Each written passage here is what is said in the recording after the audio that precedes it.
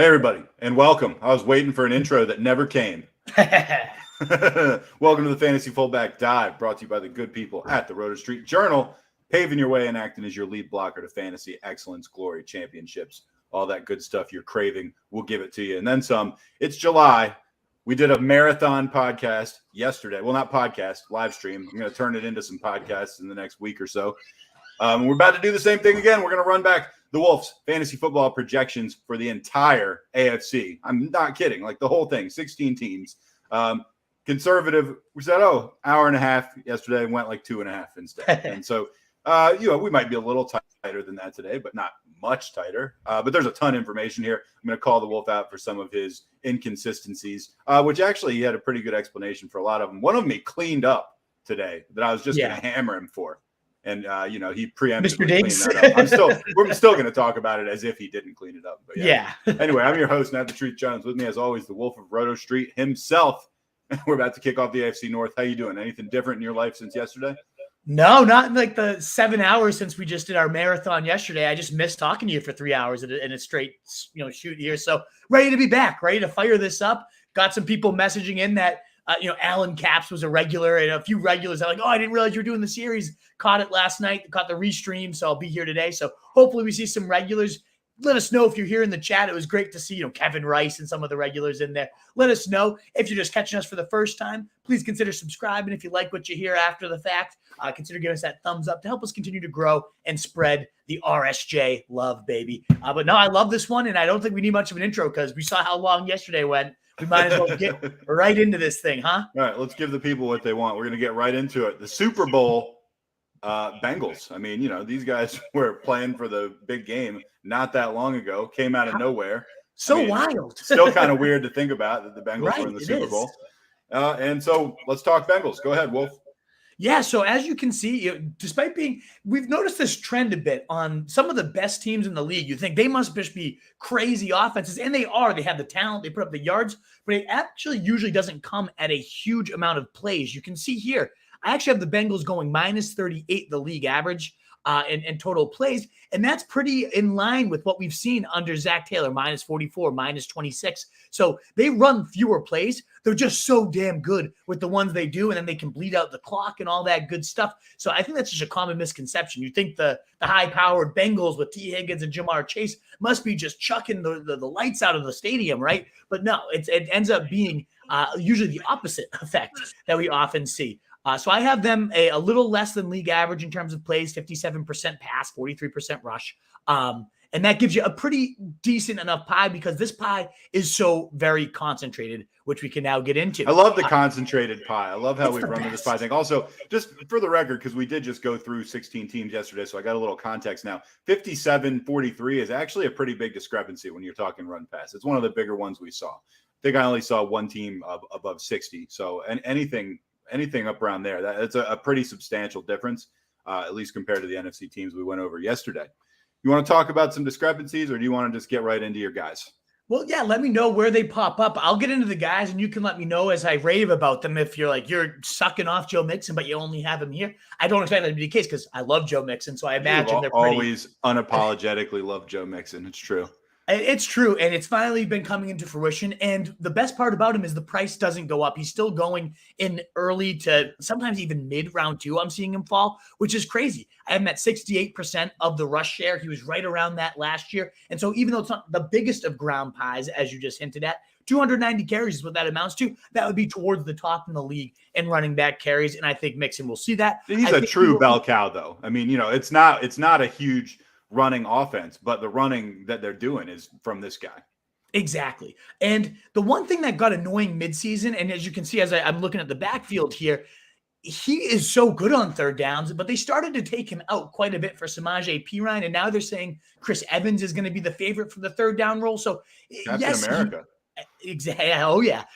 So I do like Evans as like a last round stab in case everything does happen to Mix. And we saw Perine put up, 20-something points. So whether it's Perine, Evans, that's a handcuff that you want to pay attention to. You don't necessarily have to draft unless it's a best ball and you want to take him in your last couple rounds. Okay, sure. But ultimately, Mixon still, 290 carries. I think he'll be nice and efficient with it. I actually bumped up his career yards per carry. We talked about this yesterday, as I typically will go right around their average unless there's a big change. And the biggest change for the Bengals, I want to hint at that. We didn't really even talk about Burrow yet. We went right into the running backs. They have the best offensive line by far they've had in as long as I've been watching football. This line is enormously upgraded. La'el Collins coming over from Dallas last year. Joe Thuney at guard. They drafted a first rounder just a couple years ago. He's really coming into his own. There's a two other moves they made, but there was one side of the line that was pretty solid last year, and then one side that just got, as you saw with Aaron Donald, decimated time and time and time again, the right side. And they've made humongous upgrades with Thuney, with Collins, and they also upgraded their center. His name's escaping me off the top of my head right now. But either way, if you looked at the Pro Football Focus grades, like it was an insane leap in talent. So I could see them going from they were ranked bottom 25 in lines last year, which is just crazy to make the Super Bowl like that. But now I could see them leaping honestly into like the top 10. We saw that happen with the Browns a couple years ago when they just heavily invested in it, and suddenly they had a top 10 line and they were starting to steamroll teams. So I really am excited about what that means for Mixon, what that means for Burrow. And I don't think people are talking about it nearly enough, what this offense could look like if Burrow actually has time to sit back there and just let those routes. We saw it firsthand in the Super Bowl. He did not have last year. I mean, this guy was running for his life. Well, that might have been the difference between them winning and losing the game. Because if you remember that, like one of the last plays of the game, Jamar Chase dusted Jalen Ramsey. He had the step on him, but Burrow had already gotten hit and gone down. If they had just held it maybe a second longer, we could have been talking about a different Super Bowl champion. So between Mixon, between Burrow, and also, of course, the receivers as ancillary benefits of having some more time to develop those deep routes, I am just all in on this attack, even at lesser than average volume. I think they're just going to explode.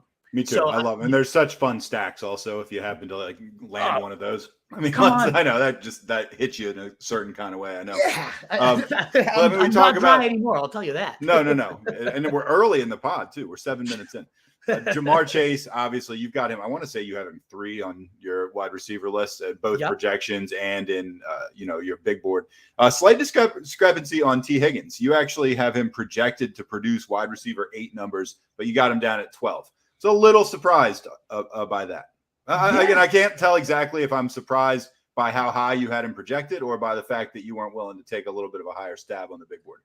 And honestly, maybe I do. He's not a guy that I am lower on his ability or anything of that nature. You know me. I love T. Higgins forever. You've loved T. Higgins forever. He actually outscored Jamar Chase over the second half of the season. Oh, yeah. If you take out Jamar Chase's 55-point effort, which is, you can't play that game. No, you can't play that game. Wins you the title in that week. So you can't play that game. But he did. Higgins was just as good, if not better, for a good half of the season than Jamar Chase. So these guys are both elite. I do have 25% going to Jamar Chase, 22% going to Higgins, 144, 127 respectively. I do just think Jamar Chase can do a little bit more, 17 yards per reception compared to 14 and a half. Both of those numbers. Higgins is a monster, though. Come on. They're both monsters. I mean, realistically, like, I do think Jamar Chase is the better player. In fact, he might be the best receiver in the league in the next couple of years. Maybe. But Higgins is really just, it is, if Chase wasn't so good, it would be a much clearer 1A, 1B, which it was a lot of last year. I do think that it kind of flipped in the playoffs. You saw Chase kind of emerge as that alpha, whereas Higgins was a good number 2. I mean, agree that T. Higgins on, not on this team, on just about any other team in the league, like 75, 80% of the other teams in the league, he's the wide receiver 1. I mean, the Packers passed up T. Higgins to draft Jordan Love. Imagine if that had flipped back and he was the number 1 for the Packers right now. Like he'd be number 1 for 3/4 of the teams in the league. I don't see a difference. I mean, Adams is one of the best receivers in the league. I think T. Higgins would put up like 90% of what Devontae Adams does if he was the number 1 with Green Bay. He is just that nasty.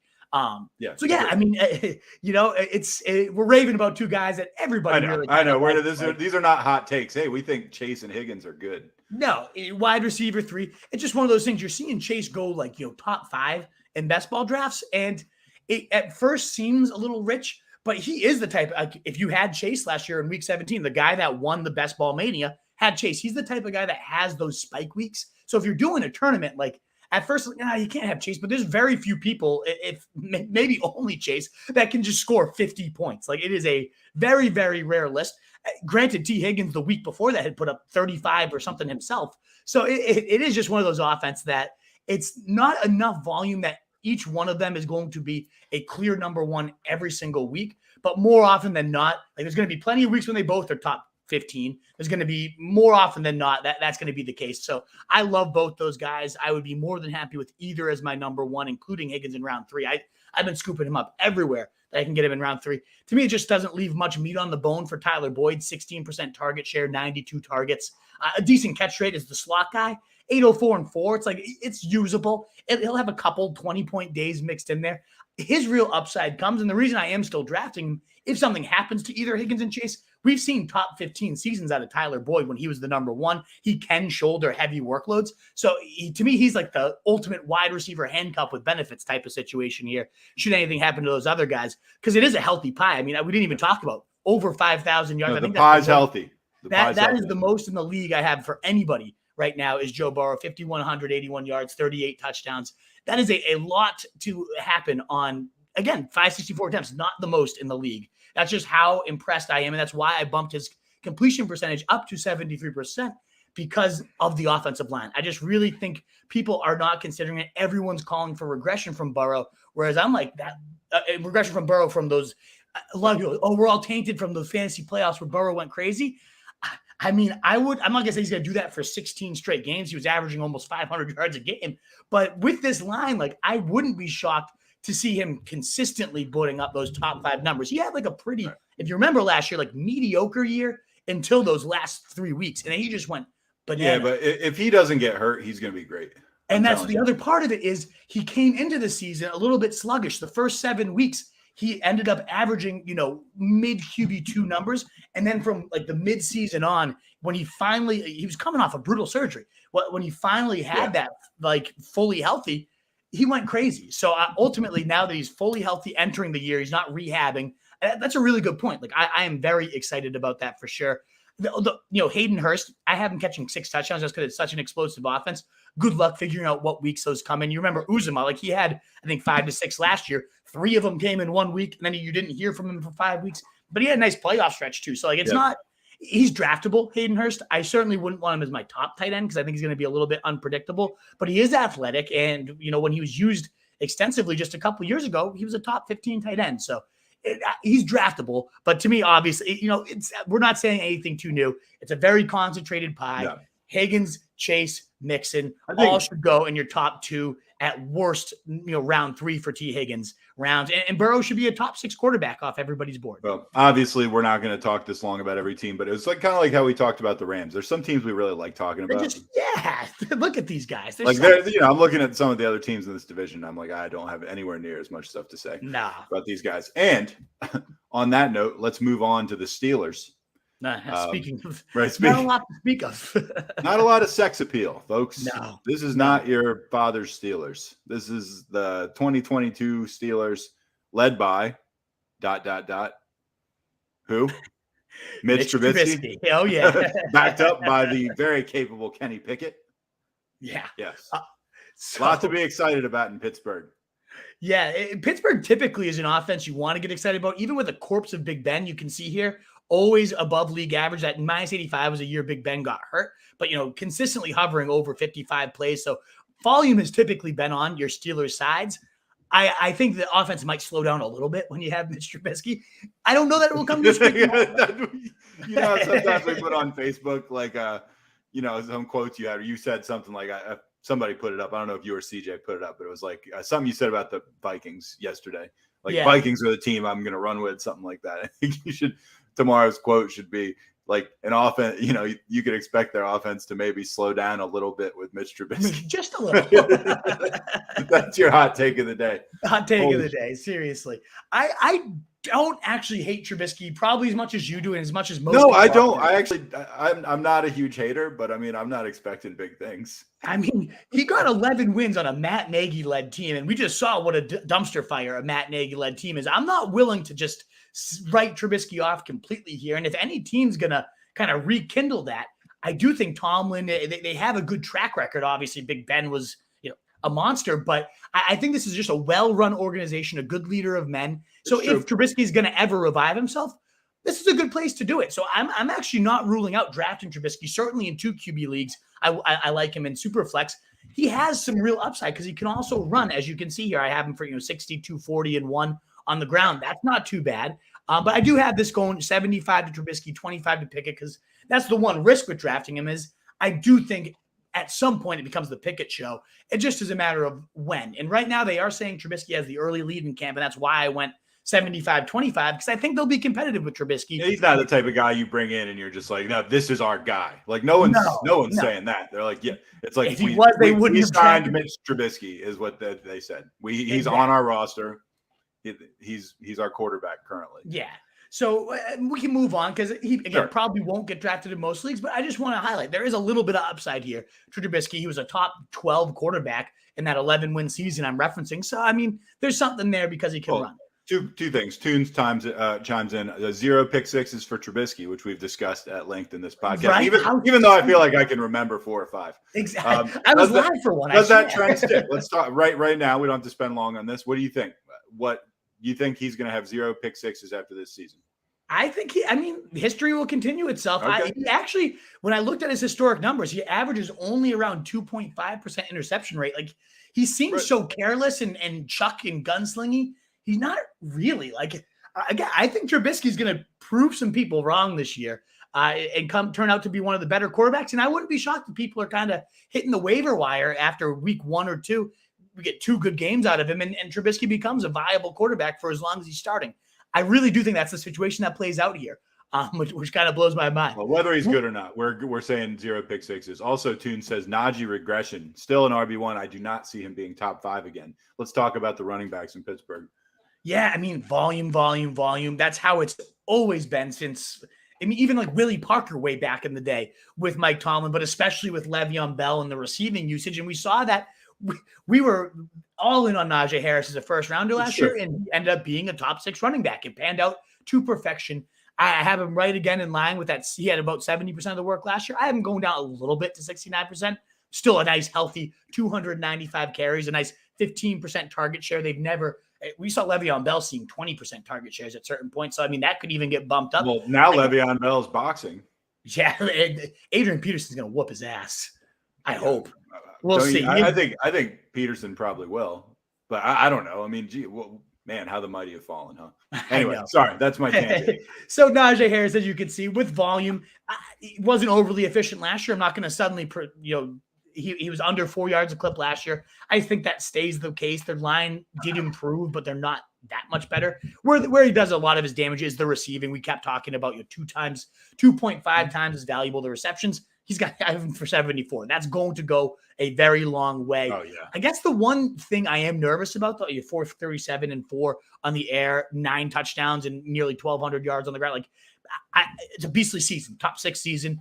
But I am just a little bit worried about the weight pictures. He looked pretty fat. Did you see that picture? A little bit, yeah. It looked like Jerome Bettis. And if that was good weight, it was tough to tell because it was a pretty loose shirt on him. If he just got humongous and jacked and he's the next bus, okay, maybe I could be interested. But I never like to see that amount. I think he said he gained 20 pounds in the offseason. Those are Eddie Lacy numbers. I was just going to say, is this Eddie Lacy 2.0? I don't think so. But just something to monitor. If the training camp keep our eye on the scales. Really sluggish. It was very clear when Lacy got fat and was sluggish, and we just did everybody didn't jump off the train because it's Eddie Lacy. He'll get it together, right? Man, you used to love Eddie Lacy. Oh, the best. God, you really did. You did. He had a tweet. It was from 10 years ago, but somebody retweeted it recently and said, is this you? It was about having a warm hot dog in his pocket in the middle of class. and he was like, is this you? And Eddie Lacy retweeted and was like, yeah, I ate that 3 days after winning the national championship, my 3rd title at Alabama. What about you? What have you done? And it was like, all right, I love you. That was great. But Eddie Lacy. So moving on. Shout out to Eddie Lacy. Let's talk receivers. Yeah, Deontay Johnson. Johnson's always going to be a little bit sexy, no matter who his quarterback is. Dating back to 2013, there's only been one season, so when Big Ben got hurt, that a receiver, the number 1 receiver for the Steelers, didn't see 150 or more targets. So, Deontay Johnson, everybody seems to always want him to regress. But at the end of the day, he's slippery. He's a great route runner. He's playing the Antonio Brown role as he's not Antonio Brown, certainly not prime Antonio Brown, but he does a lot of the same things very well. And, it was chemistry with Big Ben. He's not going to be able to get it done. please, Big Ben sucked. If you're trying to tell me the fumes of that arm or what made Deontay Johnson, you got to give me a break. Like some of those throws, yeah, sure, maybe a little chemistry were involved, but Deontay is a great. No, he did that despite Big Ben. Come on, exactly. So that's what I'm saying. Like there's I have him right around what he's been doing so far as an NFL career. There's probably a ceiling for even more. I really don't see much of a downslide to him at all because the quarterbacks have to be upgrades at this point. What was interesting to me was how well Claypool kind of came out in my projections. Yeah, you have a discrepancy with Claypool here, actually. You actually, last I checked, which was yesterday, you have Claypool as your 39th wide receiver as far as numbers go, but you only have him ranked 48th. Yeah. So, he's another of those guys where it's like you did the numbers, but you were just like, I'm not 100% confident in this guy. And I've had him in postseason, so it is tricky because as a rookie, one of the most explosive guys, had a 3-touchdown day, talk about 40-point days. I mean, he has that type of upside. We've seen it. But last year was so inconsistent and sluggish and annoying. So I'm just kind of I've middled it out there where if he does what he does, these are low numbers for him. So I tried to find that kind of middle ground between the floor and ceiling, which admittedly is both are much higher than this middle ground. I don't think it's going to be 884 and 5. I think it's going to be either a lot more or a lot less. We will find out what it is, but I certainly think last year I could give him a pass on playing again with the husk of Big Ben, like literally just could not move the ball beyond 10 yards. So Claypool, of course, a deep threat is not going to benefit from that. Trubisky, for nothing worse, the guy can sling, and it's not always the most accurate of deep balls, but he can get it down the field. So I am intrigued to see what Claypool does. I don't think there's going to be a whole lot of pie left for any of the other receivers. There's talking about not putting a lot on Pickens' plate as a rookie. I think dynasty-wise, he's a monster. Anthony Miller has never been a thing. I'm not interested in him, but I do like our guy, the Fry. Big fan of Freiermuth. You are a huge fan of Freiermuth. You come by that honestly, though. I work with his parents, so that's always pretty damn cool. And two, I think the guy's a baller. I mean, especially in the red zone. He is a beast, 6'6". He's a top 10 guy. Yep, he's top 10. I don't know if he came up in my projections that way, but I have him ranked top 10 for sure because I feel really good about him. Yeah, where did he project in that list? You have got Freiermuth as tight end number 10. Hey, there we go. Your projections have him at 9, so you're right around there. Right around where he's at. So, 8 touchdowns. I don't think anything about that's unfair. 607 yards. So, again, like the yardage will come to the receivers, and they'll get into the red zone, and Freiermuth will just do his damage. No Eric Ebron there. Not that Ebron was nibbling too much of his cheese, but it's just another guy that's on the field taking snaps. And Freiermuth was only at about like 65 to 70% of snaps most week. I think that evolves to near 100 this year with no Ebron, and that's just going to be another chance for him to catch the ball and make plays. So I kind of like the Steelers just in general. I mean, obviously Najee Harris. Well, we talked about him more than I thought we would. Yeah, they ended up just because I guess I like Trubisky more than most people, so I still believe in Deontay doing what he does. I think Najee, as long as he's not too fat and becomes the next Eddie Lacy, should be fine. And I like Freiermuth to haul in a bunch of touchdowns, and we'll see. Claypool just came out a lot better than I thought he would in my projections, and I gotta start reconsidering where I have him ranked. And who did Mitch Trubisky get drafted over? It was Pat Mahomes, right? Right. Yes. Pat Mahomes and Deshaun Watson. Well, who knows how that one will turn out, but at the time looked terrible. All right. Speaking of Deshaun Watson, and we're not actually going to be might discuss him a little bit, but the team that he could theoretically be on one day, the Cleveland Browns. This is a pretty unsexy team, in my opinion. Hideous. Certainly, you take Watson off it, and he probably deserves to be off it. But man, I already turned down a 12-game suspension. Now, also, I don't fundamentally understand that. Do you get to turn down suspensions as a player? It's I mean, I don't get it. If they want to suspend him for 12 games, suspend him for 12 games. Does he get to be like, no, I don't accept that. I'm going to be playing. I think it was presented as kind of almost like a plea deal. Like an admission of guilt kind of or something type of thing, right? And so now he's sticking to his guns and saying, no, you go through the investigation and you decide what happens. So I guess in that sense, maybe there's a chance he's going to play if he's that confident. And there was a new report that came out today. One of the sons, CJ was like, this guy must have the Wolves' best ball teams in mind, because apparently one of the sons of one of the accusers has a recording of his mom say she was very complimentary of Deshaun Watson apparently after the massage, but then she saw all the firestorm starting, so she decided to jump in on it. She dialed it back. and started to like accuse him, and kind of like it became almost like a witch hunt. And now again, this is all just what I've read. I have no idea. I'm not trying to say please don't come after the wolf on Twitter for this. Yeah, exactly. Who knows? All I'm saying is there is now, it seems like there's more of a chance, given that Watson's turning down the chance to, like, we would have seen him for a little bit of this year, and he's saying, no, I want more time on the field because I'm innocent. He did get cleared. So, like, there is a chance. I projected him out as if he's not playing, in which case I really don't like any of these Browns. This would be one I would overhaul completely. Remember, these projections will be updated all summer long. You can get them through my 2022 investing guide, which will be released right around training camp kickoff. So keep your eyes peeled for that. These will all be in here. They'll all be updated by then. But as of right now, I'm going Jacoby Brissett at quarterback, and I want to vomit. Yeah. And let's move on. We don't have to talk about the quarterbacks anymore. No, you're not going to draft Jacoby Brissett. If Watson's playing, sure he's going to be a top 10 quarterback. He always has been. So if he comes back and he plays, then we'll do a whole episode on him. But let's talk running backs. Yeah, this is one of the craziest ones, Nat, and I'm sure you're itching to call me out on this, is Nick Chubb, who I think is one of the best running backs in the NFL, maybe the best. I love watching the man play. I love the locker room presence he has in your fantasy locker room. He is a stud. That all being said, if Brissett's at quarterback, I think there is very limited juice to squeeze as an offense as a whole. I think, I still have him going for 5 yards a clip just because that's how good he is, but scoring chances will be limited, and Kareem Hunt's about to be back. So ultimately, 49 and 34, that's the last type of division we saw when Kareem Hunt was fully healthy for a season. And I don't see why it will be any different because Stefanski's still there. He's still the head coach.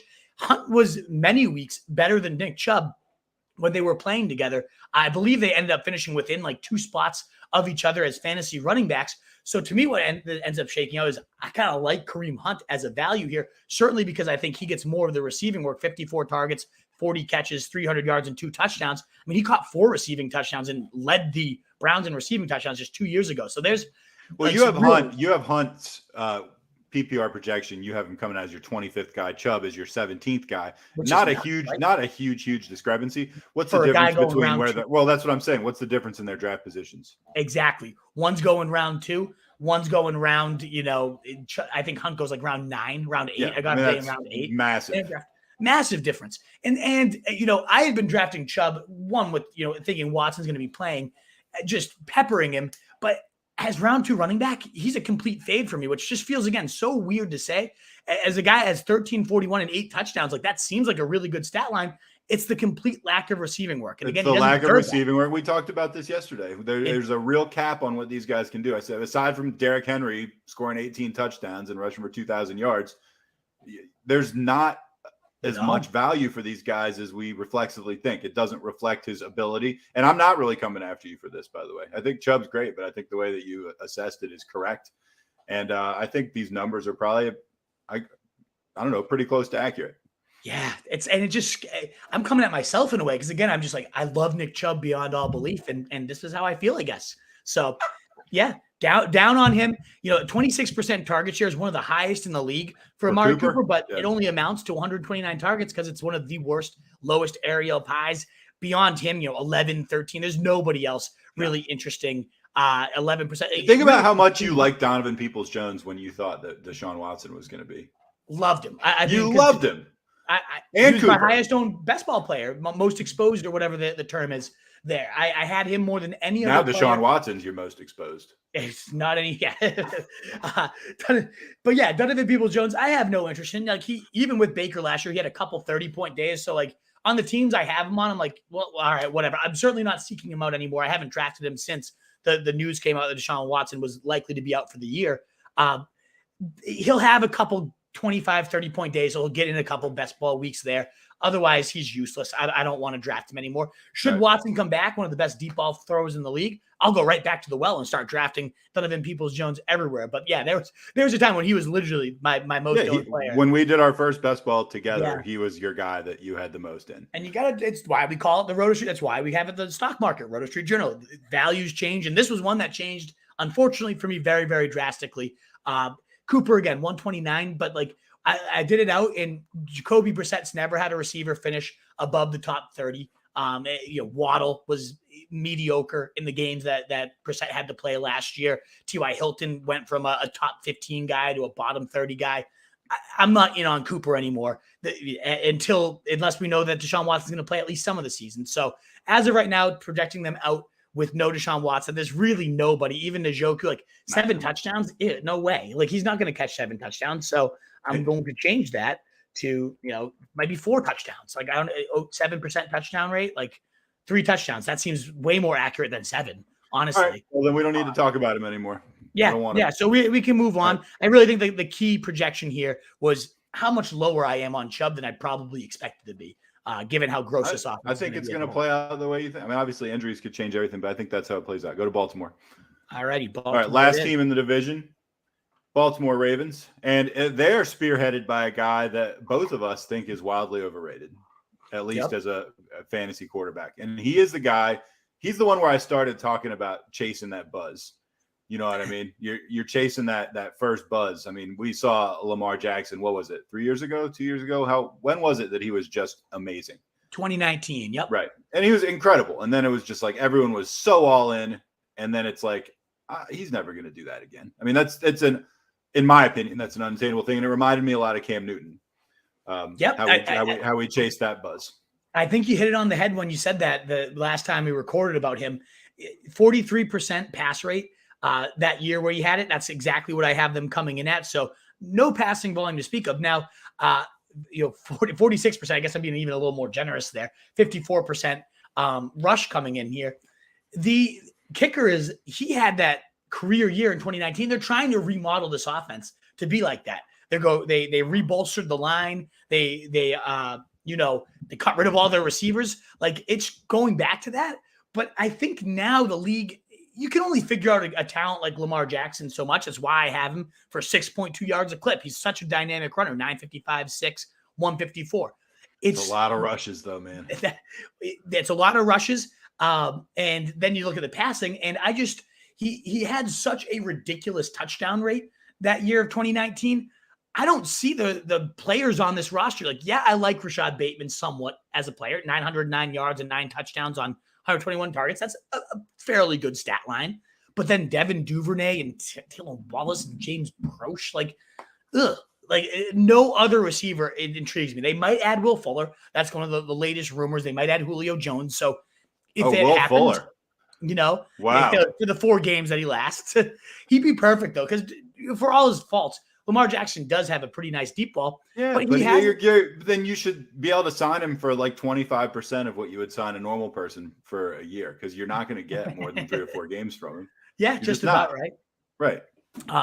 Obviously, the star of the passing show and the guy I've had, seeing 27% of the targets is Mark Andrews. He had almost 250 points last year at the tight end position. One of the biggest edges.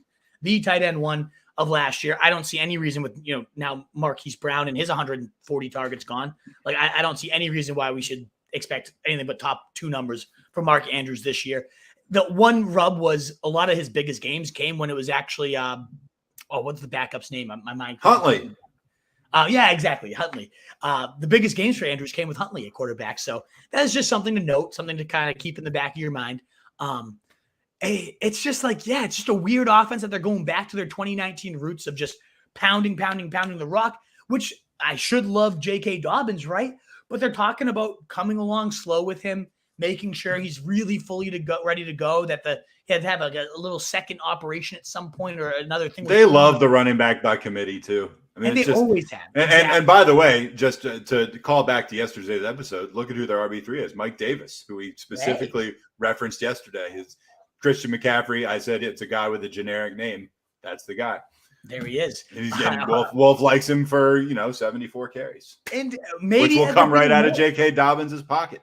That's what I'm saying, because Dobbins, whether he misses week 1 or not, they're again going to take him along slow, and even if not, like he's not going to get targets. Lamar Jackson never targets his running backs. They even have him at 8%, which is kind of generous.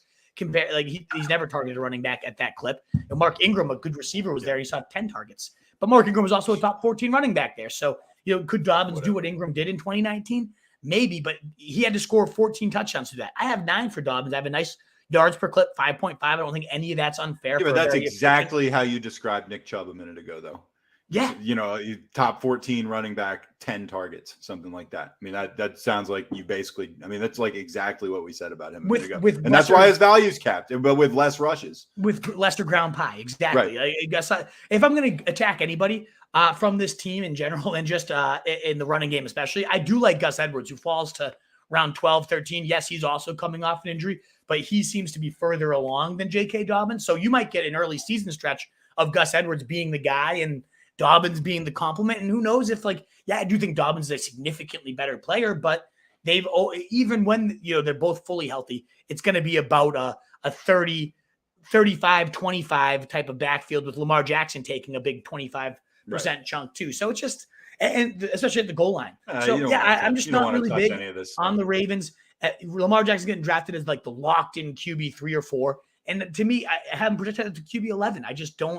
I think he's the most overrated player in fantasy. Like you said, they're all chasing that 2019 high. He hasn't been above the QB 10 in points per game for the last 2 seasons. I had him, and it was not a fun experience. He had one really good game. You projected Lamar as your QB 11. You actually have him as your QB 8, which surprised me a little bit. You actually, there's a little of that buzz still floating around you, just a little. I get it is that idea of it's similar to Mahomes being my QB 9, but ranked at QB 3. There is a world that Lamar Jackson does regain MVP. Well, we've seen it. There's a difference between those guys and other guys, and the difference is we have actually seen it with our own eyes. Right. We don't have to speculate. Is he capable of this? We know he's capable of it, or at least he was a couple years ago, and so that's always that counts for something. Before we wrap up completely, and we're about to head to the AFC South, there are a lot, and I mean a lot of unsexy teams in that. This could be an 8-minute division maybe. But before that, just real quick, rank those teams for me 1 to 4. That division AFC North. I will say the Bengals win the division. Yep. I think the Ravens, even though I'm down on them fantasy wise, they always play it tough. Harbaugh's a good coach. I think they finish second. Steelers third. Browns last. What about you? Same thing, except I'm switching the Steelers and the Ravens. Okay, Steelers number 2. I'm going a little bit of pedigree there. The Steelers seem to always end up a winning team, even just barely, even if their team looks like shit. They've just done it so many times, and I just don't like what I see for the Ravens. So I feel very good about Browns fourth. I think isn't Tomlin Tomlin's the only coach in NFL history to coach as long as he has and never have a losing season, right? It's right. Insane. You got to give the guy credit. So that's kind of how I'm going Bengals, Steelers, Ravens, Browns. All right. And that's going to do it for the AFC North. So if we do put a podcast in just for the division, this is where I'm going to cut it. All right. Now we're moving forward to the AFC South, which, like I said, is this the worst division in football? Yeah. Oh yeah. I don't think you literally did not even hesitate to answer that question. Division. We're going in with the Titans first. There's one guy we can talk about on the Titans. Hello, Derek. Hi, Derek. How are you? Give me 90 seconds on Derrick Henry. Yeah, big ground pie, 51% rushes to 49% passes. And I think, 70% of that almost goes to Derrick Henry, 364 carries. He was on pace for 430 last year. And sure, he got hurt, but you had Derrick Henry. But he was awesome. He was awesome before he got hurt. He averaged more fantasy points per game than Jonathan Taylor. He was on pace to finish as the RB1 for the season. He's the exception to the targets rule. And he did start to see his targets get bumped up a little bit. By bumped up, he was at about 30. Right. So, for him, that's a big thing though. Any extra usage for Henry. And I still, to this day, I've always said it. I don't understand why he doesn't get more passing game, because I've seen, how many times have we seen him take a screen and just steamroll? Don't you just want the ball in his hands in any possible way you can get it there? He's one of those, you just want the ball in his hands. It's I know he's not Tyreek Hill, but it's you want the ball in Tyreek Hill's hands. So you throw him a 1-yard bubble screen or something and see what happens. I don't understand why that doesn't happen more with Derrick Henry. I agree. It 100% should. But yeah, it's typical stat line for him as long as he's healthy. 1674, 16 touchdowns, with an added, I think he'll score one of those screens I was just talking about where he just catches one and goes 70 yards and nobody can tackle him. That should happen far more often than it does. I hope they start to dial him up. I'm not very confident that they will. So Henry, obviously you love him. He's still a top 7 guy for me on the big board overall. Top 5 running back for me overall. But God, look at that receiving core. It's ugly. I mean, yeah. So getting to the aerial pie, and I was actually we'll start with Tannehill just because he ended up coming up as a top 20 running back in my projections. I think I had him at like 29th on my big board. You didn't. So I bumped you him said up. running back. You didn't mean as a rusher, right? You meant as as a quarterback. Okay. But I think that was a Freudian slip because he's run for 5 to 6 touchdowns every year he's been with the Titans. So I put him in there for 6 touchdowns. He is very slippery in the red zone. He's sneaky athletic. Remember, he's a converted receiver. So he's not a Konami necessarily, but he's a Konami at the end zone. So I do like him to score. 6 might be a little aggressive. I might take that down to like 4 or 5. But again, 5 touchdowns or more in all his seasons with the Titans. So I'll keep it at 5. I like that projection right there. As you can see, very unimpressive passing, 3,600 to 3,700-ish, 23 touchdowns and 12. There was 2 years ago where he was just an absolute machine, but he also had significantly better weapons at that point. You look at the aerial pie, though, and I will say one guy that surprised me with how he came out with is Robert Woods. So, 16% to Treylon Burks, 23% to Woods, 13% to Nick Westbrook-Ikhine. If I'm this high, also 15% going to Austin Hooper, one of my favorite sleeper tight ends. So to me, this team kind of defines like unsexy upside. Robert Woods always kind of been a poster boy for unsexy upside, but 118 targets are 118 targets. That's nothing to scoff at. And he ends up finishing in the top 30 wide receivers for me in this projection of 947 and 5 touchdowns with 77 catches. I love him at his like 10th round price right now as a wide receiver 4 or 5. That's just going to, he's kind of like Jarvis Landry, that type of guy that just isn't ever wowing you, but he's got a meaningful path to a lot of volume. Like Treylon Burks has that AJ Brown, like I could be the big Deebo Samuel, all these comparisons. Maybe that's him. I don't buy it. The guy can't even stay on the practice field already. He's having asthma. And a lot of people, that's the Jamar Chase drops of last year is Treylon Burks' asthma. I think that's a little bit different if you can't actually run on an NFL field. So we will see if that fixes up for training camp and he's out there and he's looking as explosive as ever. I'll kind of flip those and say 118 go to Burks and 82 go to Woods, and those guys, Burks will do a whole lot more with whatever targets he does because he is a very explosive player coming out of college. But I am definitely lower on him than consensus right now, given that you just can't stay on the field. And I mentioned Austin Hooper. 77 targets is actually pretty good for a tight end. They're saying him and Tannehill are having a very good rapport already. Last time we had Hooper get a nice rapport was with Matt Ryan when he finished as a top 8 tight end. So I do think, I have him statted out as a top 20 tight end, maybe cracking that top 15 as a guy that goes in your last round. So tight end too. There's certainly later round tight ends that I like more. Evan Ingram we'll talk about in a little bit, and I know you'll probably throw up when I do. But I don't mind. I'm getting ahead of myself a little bit here. This is such a terrible division. It's so bad. I know you're talking about specific players, and I'm just looking at the logos at the top of the screen, and I'm just like, wow, one of those teams is going to win this division. I actually kind of like the Colts. When we get we're going to talk about the Colts. You like the Colts a lot more than I do, but man, they're getting 6 games against those 3 teams, so they probably will win. Probably have a decent record and probably put up some numbers in some of those games. The Titans do always play teams tough, though. Remember, they beat the Bills, they beat the Chiefs. Yeah. They were better, but they were better then. Come on, they did. Yeah, they had AJ Brown, Julio Jones. I mean, they definitely had better talent for sure last year than what they have right now. Right. Absolutely. Well, let's move on to the Colts because you said you like them to win this division. I think I probably like them to win the division too. We'll talk about that at the end. But the Colts being led by the very unsexy and somewhat capable Matt Ryan, whose career was ended by the Patriots in that Super Bowl, and he's never really been back. And he is backed up by a guy who actually did deliver the death blow to the Patriots successfully, unlike Matty Ice, Nick Foles. Fuck off. Well, I mean, he did. He had to get it in somehow, right? He did. You bastard. But you look at the Colts here. So when they had Phillip Rivers over 70 plays above average, they had, Andrew Luck, 137 plays above average. So Frank Reich does, when he's got the right quarterback, like to push the plays, get a lot of plays. So I have him going 61 plays above average. I think that's pretty fair. And that's why I have a decent amount of optimism for Matt Ryan, chucking it 615 times. I think he turns that into 4,677 yards, 30 touchdowns with only 12 interceptions. He's always protected the ball pretty well. I mean, that's like, to me, I was talking with a writer today who's going to write about Matt Ryan.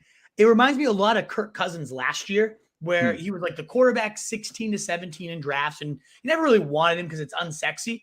And he ended up having plenty of 19 and 20-point days and just being a very viable, like a high-end QB2 with a very nice floor. And if he ended up being your quarterback one, was it sexy? No, but your team didn't lose because you had Kirk Cousins as your quarterback, just like this year. I think Matt Ryan's never going to lose you weeks. Is he going to win you very many? Probably not, but he's going to give you that serviceable 18 to 20 more often than not. So if you're punting quarterback, he's probably my favorite. Like, I have him at quarterback 16 now because of how he projected out. I feel pretty good about Matt Ryan leading this team. I don't, but again, they're playing just absolutely garbage teams. Yeah. So I don't know. Who knows? Maybe you have him projected as 16, and you have him at 16 on your big board. So I mean, I don't know. Maybe that is about where he belongs. It's just he does not excite me in any way at all. Well, the one thing to consider with him too is this is going to be similar to Burrow this year. Like, this is going to be the best line Matt Ryan's ever played with. So that could help significantly. And he's got decent weapons. We'll talk about. I mean, I guess how old is Matt Ryan? How old? We're saving the best for last. I think he's 37. Yeah. See, man, that's for anyone not named Tom Brady. That's really old. I don't know how we're doing a Colts preview. We're not talking about the number one player in fantasy, but we'll get to him. We'll get to him. All right, let's talk about Jonathan Taylor. And as far as Jonathan Taylor goes, I mean, this is, we actually talked about him, kind of peripherally talked about him yesterday, because I talked about how you like Dalvin Cook to have better numbers than him, but you don't have Dalvin Cook ranked above him. You gave a pretty decent explanation for that. Jonathan Taylor is pretty much the undisputed number one overall pick in most drafts, although, you've leaned towards Cooper Kupp a couple times. Yeah, in PPR leagues I do, and have PPR. It's got to be Taylor, and it's very, very rare. Gurley repeated 2017 and 2018 as the number one running back, but it doesn't really happen. And last year at 21 fantasy points per game, that was the lowest RB1 we've seen in, I think, a decade. So, yeah, as good as Taylor was, and my God, as a player, like absolute steamroller, elusive, vision, it's all. I talked about Chubb being one of the best running backs in the NFL. Taylor is the best running back in the NFL, and he's young. He's great, and he's going to be great for many, many years. So 330 carries, 16, 315, a slight downtick in last year's stats, because I do think they lean a little bit more on the pass than they did last year when you have Matt Ryan. You don't have to ride him out to the ground. We've seen Wright just kind of mix in weird workloads every now and again, especially 2 years ago, where Himes was suddenly getting more carries in games, and it was a mess. I don't think we revert back to that, but they have talked a lot about Hines being very involved as a receiver. So I do see him, Jonathan Taylor, taking a little bit of hit in targets. Again, not much. I think he had about 50-something last year. 43 isn't a horrible amount, but it's not great when you have 74 going to Nyheim Hines. They've talked a ton about him as a big receiving weapon. So PPR-wise, there's a little viability to Nyheim Hines. But Taylor, I mean, horse. The only downside is maybe his receiving work gets a little eaten into. But, if this offense is even better with Matt Ryan, those 15 touchdowns could quickly become 20 touchdowns, and suddenly Jonathan Taylor is just that next level. I know I predict him down a little bit, but I can't pretend there's not a ceiling where Taylor actually takes another step forward because of a better quarterback play. It really could happen. Well, I'd have to see the projections next to each other, but I mean, this is fresh in my mind. We just saw the Titan. I feel like his stat line you have him for is like identical to Derrick Henry's stat line. Yeah, just really just like almost exactly the same though. Like your total rushes, touchdowns, receiving work. It's almost the same stat line. So just about. The big difference is Taylor's younger, fresher, just a better player at this stage of his career. So I have more faith in Taylor hitting this projection. But I didn't project Derrick Henry there to not hit it. I think he does. I mean, Derrick Henry is Derrick Henry though. Oh, he's so fun. I'm so excited to have him back because I think we all just kind of forget how amazing he was those first 7 weeks because we missed him for those last 10. No, it's all I've been thinking about for like 8 months. Seriously, go to bed and I think about him and Scott Hansen, and that's about it. That's about it. And all right, let's move on. Michael Pittman Jr. He's the only, in my opinion, viable, guy that I'm even thinking about considering in this receiving core. Even though I know you like Matt Ryan more than me, is there anybody else? That I should be paying attention to? You an Alec Pierce guy? I do like Alec Pierce. I'll talk about Pittman real quick first because I had him at like wide receiver 18 or 17 before doing the projections. And then it just came out and I think you got him 11. Targets is a lot. 1,203 yards is a lot. 8 touchdowns is pretty damn good too. And I've always liked the player. So when I project somebody, I'm like, that really pops off the page. And I'm like, well, I really like the player. And if that's going to be the volume he gets, I have no doubt he's going to do a lot of damage with it. I bumped him all the way up to my top 10 wide receivers. A third round guy that I am significantly targeting now. Big fan of Michael Pittman. There's nothing else to say really. We saw he's not a Julio Jones, So it's hard to like just be like Matt Ryan's wide receiver ones have routinely dominated, but like Calvin Ridley had great years. Matt Ryan knows how to feed a big alpha, and I think Michael Pittman is a big alpha. I think he's going. That's a good point. You know, even if I'm a little bit lukewarm on Ryan and stuff like that, he's been around and he does know what to do, and he is going to try to get it to his number one guy. That's a reasonable point. Just for the record, you have him projected as wide receiver 11, and you also have him 11 on your big board. So right in lockstep. So yeah, he's a third round receiver. I really like targeting. But it's like I look at these guys. I mean, look at the guys around. I mean, you have him a spot above T. Higgins. To me, that like makes my skin crawl like a little bit. To me, it's just the matter of the inconsistency you get with T. Higgins. Again, not overly that's ever ruining you, but give me a number one, a clear locked in number one with a good quarterback. There's obviously some number ones that I would not want above T. Higgins, not even close. But with Pittman having a solid enough quarterback, I'll take 140 targets from Matt Ryan over 100. They'll probably finish out. I guess this is the only way I'd summarize it is I bet you they finish out with very similar stats. Maybe even Higgins puts up better overall fantasy points. I just think Michael Pittman's will be like much, much, much more dependable. Would you take Pittman over Allen Robinson? I know I have Allen Robinson projected higher. So, but you don't have him ranked higher though. You have Pittman ranked higher. Would you take him over Gabe Davis? I would over Gabe Davis. I would take him over Allen Robinson only because I know Robinson's also going to be coming back to me in round 4. If prices change and suddenly like I'm not guaranteed to get not Robinson if you're in a draft with me, he's not. Yeah, I know. But if prices do start to change and people finally wake the fuck up and realize that Allen Robinson's going to be an absolute monster in LA, then I would probably flip those because I really do think Allen Robinson. You would rather have Allen Robinson though, right? I would. I just only take Pittman in 3 ahead of him because I know Allen Robinson's going to be waiting for me in round 4. You mentioned Alec Pierce. All the reports are he dominated red zone work in early camp. It's short season. I get that, but he's very explosive. I like the skill set he brings to the table, and it's a pretty wide open pie outside of Michael Pittman. We do know also that Frank Reich has loved peppering his tight ends in his career. He has also had pretty good tight ends to throw to, but even Jack Doyle was like, the beanstalk in the pants because Frank Reich loved to pepper him. So I have about 20% targets going to the tight ends. I love this Jelani Woods kid. I think he's the more athletic one, but Mo Alley Cox is also like 6'7" and moves. So, I think either of those guys could end up viable. If Jelani Woods wasn't drafted, I would have probably had Mo Alley Cox in my top 12 tight ends, which is kind of nuts. But I think this might be a situation they cannibalize each other a little too much for either one of them to be dependable outside of best ball where you'll get those spike weeks in the lineup when they happen. So. Gary W says Pittman over Robinson any day. Capital letters. Wow. What's up, boys? Good to see you you live. Gary's What's our up, man. Gary? I love Gary, so you got to take that one seriously. Wonder what Gary's smoking tonight. Also, Gary says Colts and we can't are win. sober for this. Right, yeah. So make sure Colts can't win without throwing this year. They must make Pittman a league winner to go where the Colts want to go this year. I mean, I don't know if they can win globally, Gary. But they can win against the Texans and the Titans and the Jaguars. Well, I'll zoom in on one reason they can win without throwing. Jonathan Taylor, the best running back in the NFL. They don't have to throw, and they probably won't throw if they have big leads against the Jags. And as you just mentioned, the Texans, you don't have to throw against those teams. So yes and no. But Pittman will do. I think even on those games, Pittman will have racked up his damage by the time they're bleeding the clock. I really think week in and week out, that's kind of my case for Higgins versus Pittman is I think it's just going to be a lot steadier. You're getting 12 to 20 every single time. With Higgins is so much sexier though. All right, come on. Higgins is sexy. He's very sexy, but I think Pittman's sexier than you're giving him credit for. I don't think. You want one last tidbit to make him a little bit sexier for you? Him and Matt Ryan are eating breakfast together, baby. I'm not kidding you. Are they really? They are eating breakfast together, Truth. And I know. Well, that's good for 650 yards. That's good for, exactly. That's good for 2K yards. All right. Michael Pittman. That's the most convincing thing you've said yet. All right. We're moving on to something that's really going to get you excited. The Texans? Right. The Houston Texans. Yeah. Oh, boy. Right. You really want to get excited? Here we go. Gary W says they missed the playoffs not throwing guys. Yeah, that's true. That's true. Against the lowly Jags. Well, I mean, they had Carson Wentz, too. I mean, didn't want to throw that much. But that's a good point, Gary. Boom, breakfast buddies. Fair point. All right. We're moving on to the Texans.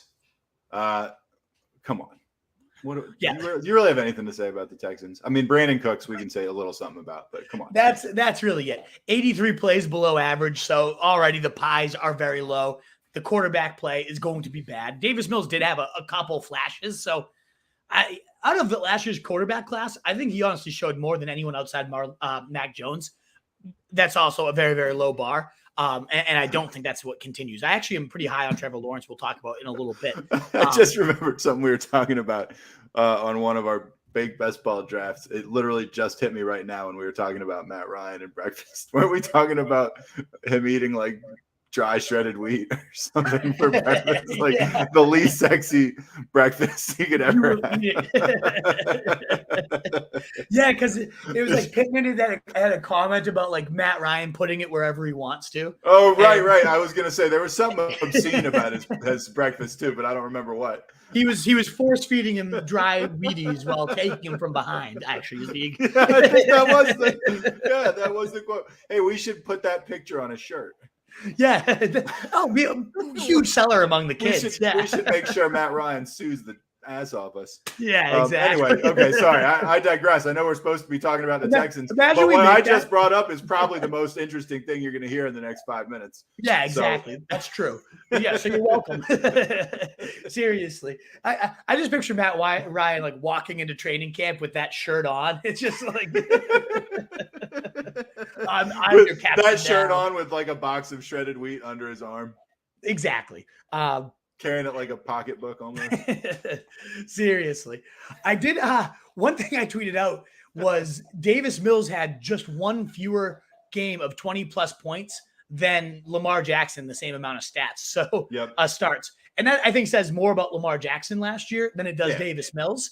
But it does tell you that there is in best ball again. I know we're kind of repeating that phrase in best ball.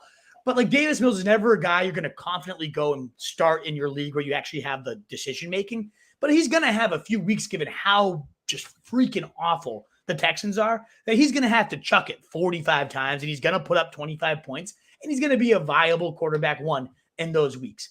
Good luck figuring out when they are. I'm not going to try to play that in seasonal leagues, but I don't think Davis Mills should be 100% dismissed in best ball and certainly not in 2 QB best ball leagues. The one man he's going to be feeding, Brandon Cooks, 26% target share, 138, a nice bathing there, 92 catches, 1,086 yards, 7 touchdowns. Feels about right. Top 20 numbers. Cooks. Yeah, he just always kind of produces. You know, he's always underappreciated. He always produces. I think this is the one year fantasy fans are actually like finally just appreciating him because he's going pretty early round 5 right now, and that's right where he belongs. You can only go so high with Davis Mills, but Davis Mills also targeted him over 30% of the time in their starts together last year. And your Davis Mills quote just a minute ago, just to rewind about 30 seconds back, is a classic. This is vintage Wolf stuff. He should not be dismissed totally in a 2-quarterback best ball league. Yeah, of 32 teams. Right. You can't dismiss this guy completely in a best ball 2-quarterback league. He might be worth a look. Even in 1-quarterback leagues, I've been taking him as like no, come on. Let's not be silly here. He'll have 4 weeks of 20 plus points. So in best ball, he'll be in your lineup those weeks, unless you have a way better quarterback, then he probably won't be. So unless you've drafted one of the 26 quarterbacks, one of 29 quarterbacks we have had. Seriously, I don't have much interest. Like Nico Collins is getting hype. I'm not into him. John Mechie's going to come along slow with injury. Not into him. The only other guy I would talk about, and right now I have it projected as a very messy backfield, 145. What a train wreck of a backfield that is. 154 going to Dameon Pierce. But Dameon Pierce, a lot of Alvin Kamara comps in the sense that he was really, really good every single time he touched the ball in college. He just was underutilized ridiculously. And so I don't know that the Texans will be any smarter than what Florida did with him last year. The answer to that's probably going to be no, given they're already talking up Marlon Mack and saying he's going to be the clear starter. And then eventually it's going to be handed over to Pierce, and Rex Burkhead's still lingering around to nibble on some cheese. So is it probably just going to be a 3-headed gross and you never know who you're going to get? Yeah, probably. But Dameon Pierce does go in round like 11, 12. And maybe, just maybe, is this type of Alvin Kamara like Alvin Kamara also was on the Saints with a great QB, and there's a lot of other factors that helped him out Well, too. there were a few subtle differences between the two situations. Right. But I do think he's a player. Like, I like him. Duck loves him, and Duck was all over Eli Mitchell last year as a good running back sleeper. So I do like Duck's sleeper running back. We do like to make fun of Duck, but he's right about a lot of stuff. He's really good with his sleeper running backs. He loved that. Like, he's called some pretty good breakouts, and he's really in on Dameon Pierce. So I'll give it a Duck. Like, I've drafted Dameon Pierce pretty much solely on his Dameon Pierce is a monster. We got it right in the comments right here. You're not the only one.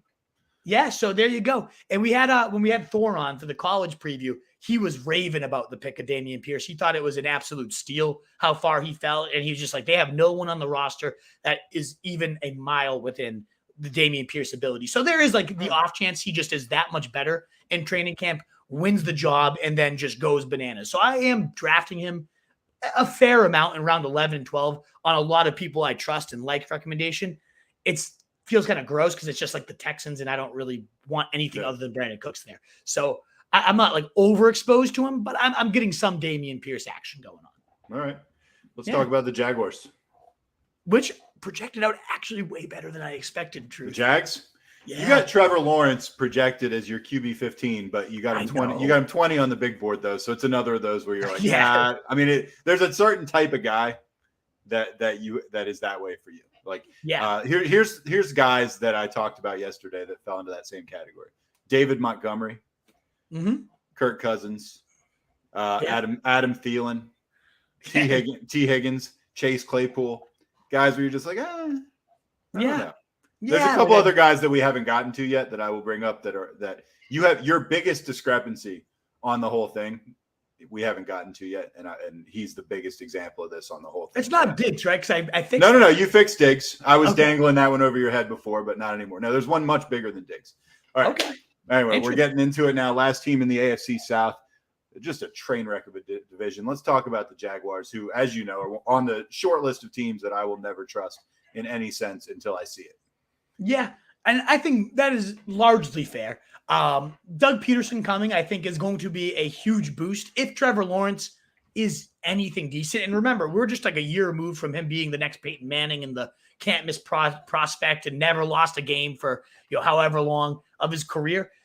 So I'm not going to give up on him yet. I think there is something to be tapped into here with Trevor Lawrence. And I think Doug Peterson, he fizzled out a little bit with the Eagles at the end there. But for a long stretch, he was considered one of the best offensive minds in the game. I think Frank Reich was a huge part of that offensive staff. But I think compared to Urban Meyer, like this is just a night and day situation. Yeah. I mean, he was such a hyped prospect coming out. I mean, he was like a hyped prospect on the level of like we've only seen a couple guys like that coming out. John Elway, Andrew Luck, like that sort of hype. And I'm not willing to dismiss him either after that train wreck of a season. I'm not. I was very confident that he would fail like last year when he came in. I saw the situation. I was just like, there's no way this guy's coming into Jacksonville with this idiot running the show and is going to be like what people are expecting to be. I just like, I would have bet everything I had on him doing pretty much what he did. So I'm interested to see if there's a big change. Cause I mean, there's so many people that just think he's such an incredible talent. There's gotta be something there. Absolutely. And I think he's going to huck it 640 times. As you can see, it's going to be a lot of hucking in the league. 60% pass rate, one of the biggest rates in the league because the defense is going to suck. And historically, that's been a Doug Peterson offense. They've chucked it around 60% of the time. So I think that's all good news for him. 24 touchdowns and 16 ints doesn't seem unreasonable. 4,000, 4,500 yards doesn't seem that unreasonable. Based on last year's numbers, those seem like ridiculous, but for a prospect of his nature, that's certainly attainable. And I think the big thing with him is he's athletic. We saw, I think that Thursday night football game is still kind of stuck in my head where he was running all over the field. And he is athletic. He can certainly score in the red zone. So 3-10-3, just a nice little boost, a nice little, not quite Konami level, but a good boost. So I'm a big fan of Trevor Lawrence. How he's going to distribute the work, I have no idea. I'm not in on any of these pass catchers, to be honest. Gary W. says that Christian Kirk's going to go off this year. Says he's going to be a solid wide receiver 2 in fantasy. The Jags blow. And I agree with you on the last thing, Gary. And if you're following the money, I mean, he should be a top 5 fantasy receiver, right? So, I get it, but I'm not a big Kirk guy. I think that was one of the worst contracts of all time. And Doug Peterson never had a single 1,000-yard receiver his entire time with the Eagles. Now, he didn't have many great talents, but he did have like Alshon Jeffrey and a couple guys that were on their back nine, but still had big seasons in their past. Does Alshon Jeffrey still play in the NFL? No, not anymore. That was like a few years back. No, but I was just wondering if he was still in the league. No, he's been long out. I Really? think at least, as far as I know. He was the one that kind of nasty for a couple. He was good for like 2 years. Really good for a couple of years under Mark Trestman. Remember those days? Yeah, I do remember those days. I didn't realize Marvin Jones was on the Jags. Yeah. Well, he was there last year, and he's been. Well, that shows how little of an impression he made on me, because he's literally been on the team for 2 years. Yeah, he was there last year, maybe even 2 years now, but he didn't do much last year. He's one of those guys that, again, like he'll produce a few big ones, but ultimately, I don't think it's going to be anything steady for you. I mean, if a receiver is going to pan out, it would be Kirk because the money. Laviska Shenault, no more. I was way too overhyped on him last year. I was number one on the reality check for the Laviska Shenault. Yeah, you were. I'll give you that one. That was a really bad call. That felt like an easy call. It's gross. All these are gross. I don't have any receiver getting above 20% target share, and 109 targets for Kirk is the most. I guess who I am interested in are the two other positions. One, Evan Ingram as a sleeper tight end. We've routinely seen Doug Peterson pepper his tight ends. And now Zach Ertz was an elite talent for a long time. Talent dictates targets. I get that. But Evan Ingram, has one of the most impressive athletic profiles. He had one of the best rookie years we've ever seen. And he's just kind of struggled with injuries since then. And could he again this year? He probably will. But if he does stay healthy, he probably will see 100 targets, catch, about 60% of them because he has stone hands. And he's very athletic to do some damage with it to get, 700, 6, and 4. That has him finishing in my top 10 tight ends. As, a lot of factors have to go right for him to hit that. But I'm a believer in the way that Peterson uses his tight ends creatively and voluminous, whatever the word. You know what I'm going for. But I don't. I know that you pronounced it funny, but I don't know what the correct pronunciation is, so I can't really call you out on it too bad. Yeah, hell yeah. You've got Ingram projected as your number 15 guy, and you got him 16 on the big board. Honestly, the numbers you're talking about with the targets, I came in here prepared to just laugh at you for your Evan Ingram take, and it's really not that crazy when you put it that way. Right? Like, I don't know. Just it seemed, and the funny thing is I posted it on Twitter. Evan Ingram was going to see 100 targets and no one cares. Yeah, and you did.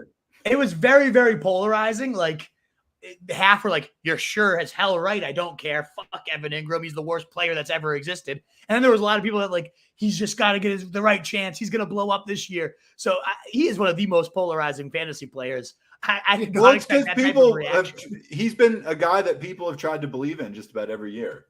They're chasing that buzz, like we talked about. And he typically has disappointed. I guess one of the biggest differences with this year is he goes around like 16 now. So you're really not taking on too much risk. Okay. There's really not that, especially if you're looking for a tight end that late. There's very few people with the target upside that Evan Ingram has at that stage of your draft if you need a tight end that late. So I'll go him over Hayden Hurst or some of these other guys we've been talking about. Like, he could be their number one passing option after Christian Kirk. The other big guy is, of course, Travis Etienne. And, I mean, he is fantasy darling number one right now. No kidding. And as a player coming out, he was amazing. But people are tweeting today, like, I'd rather have Etienne than Joe Mixon. And it's just like, you're fucking psycho. How could you say this? This guy is on a crap team, hasn't played a down in the NFL. And like, we don't know if he's going to ever be the explosive guy we saw in college after a pretty bad injury. Who could ever consider that? That's nuts. That's completely nuts. Insanity. Moreover, Doug Peterson has never had a good, steady running back in his entire career. He didn't have a lot of great talent, but he had like Sproles and Ryan Matthews, and one was catching, there's never a 3-down horse. And I think a lot of people are coming in saying Travis Etienne is just going to be a 3-down horse. Now, maybe if James Robinson's hurt, and it starts the year on the PUP, and you're going to get 6 games of Travis Etienne of just workhorse, and maybe he's talented to then just dictate that's the way it goes the rest of the year. That wouldn't shock me. I've seen a lot of DeAndre Swift comparisons, like very explosive, very efficient, bad team will overcome it because of how talented he is. I'm not even against that. It's just the extreme of ranking him in like round 2 above Mixon is what are we doing? So he comes out in like my top 20 running backs.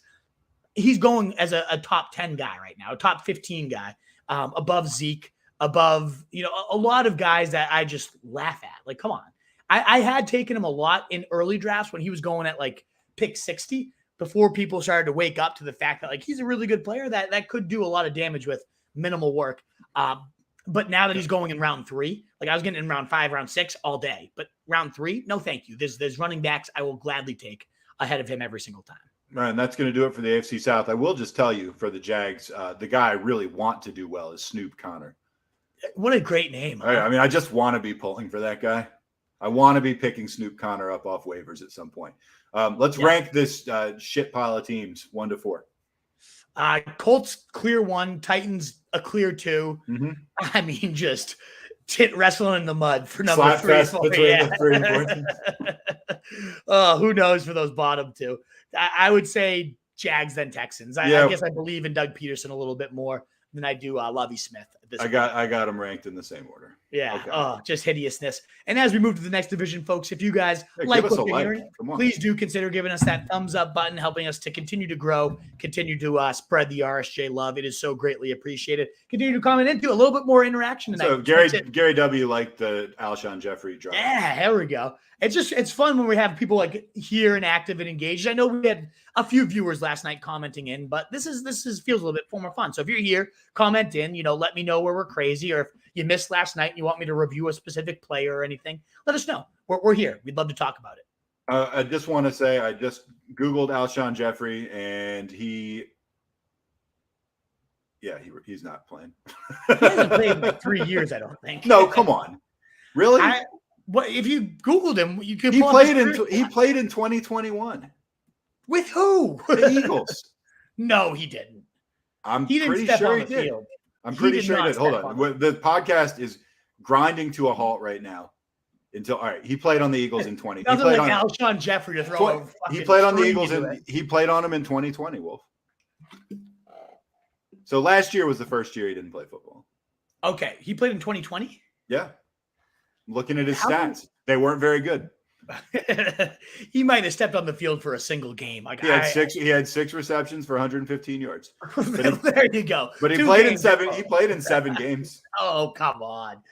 All right, he was on a roster. Good for you. He had 6 catches. 3 years. My ass. It's been like a year and a half. Gary W says you guys are the best genuine fantasy football talk on YouTube. Thanks for the comment. Thank you, man. We really appreciate it. You're the man, Gary. We love having you here with us, brother. All right, so that was some awful shit last division, but now this is kind of fun. What a treat. This is kind of sexy. Let's talk about Josh Allen. Who were we talking about yesterday that got drafted over Josh Allen? Somebody Daniel bad. Jones. Daniel Jones. So bad. Oh man. Charlie says, finally a real football team. Love everything about the Bills. Well, so do we. If you watched any of our baked best balls, I think we did like 4 of them. Like 3 of those, we just stacked up Bills left and right. So, all in on this team. Good to see Charlie too. He was a regular at the last time we did the projection show. I'm still wondering where Preble's at. I'll DM him on Facebook or something. Let's always here. Let's start harassing people that we know. Yeah, we got at least where are you at? And Charlie co-signs on Gary W's comments, which we appreciate. Thank you, guys. All right, Bills 2022. Let's get excited. Now, I will just tell you at the top, the big discrepancy that the Wolf fixed kind of covertly. Well, not really covertly. He told me he did it. But Stephon Diggs, the Wolf had as his wide receiver 5, but his stats actually only projected him to finish as the wide receiver 13. That's obviously a discrepancy worth talking about, and he saw that and was like, no, that's not okay. So he's changed his Diggs numbers. Where do you have Diggs coming out now? Right up to wide receiver 5. Okay. Okay. The big thing, and I re-looked at it, and I had Diggs at a 23% market share, which that 2% ends up being a really, really big difference when you're talking about wide receiver 13 to wide receiver 5, because he went from 138 targets to 160. And just like a lot of the elite talents, you give somebody 30 more targets, they're going to do a whole lot of damage with that. So his numbers leaped up. When he's catching, you got him 70% catch. You throw somebody 30 targets. That's 21 catches. That's like 2 full games of like really high production. Yeah, he went from about 1,200 yards to 1,344. He picked up an extra touchdown. And then Gabe Davis took a little bit of a hit. I think he took, but it was only a small one. He fell like 1 spot in my wide receiver ranking. So it didn't end up impacting him too much, but that's where it came out of. I think I had Davis at like an 18 to 9 or a 20% target share. I bumped him down to 18 and I put Diggs back up to 25, which I do think is pretty reasonable. And I really I still love Gabe Davis, though. I unapologetically love him. Diggs is great. Diggs is good. I think you were smart to change his numbers a little bit.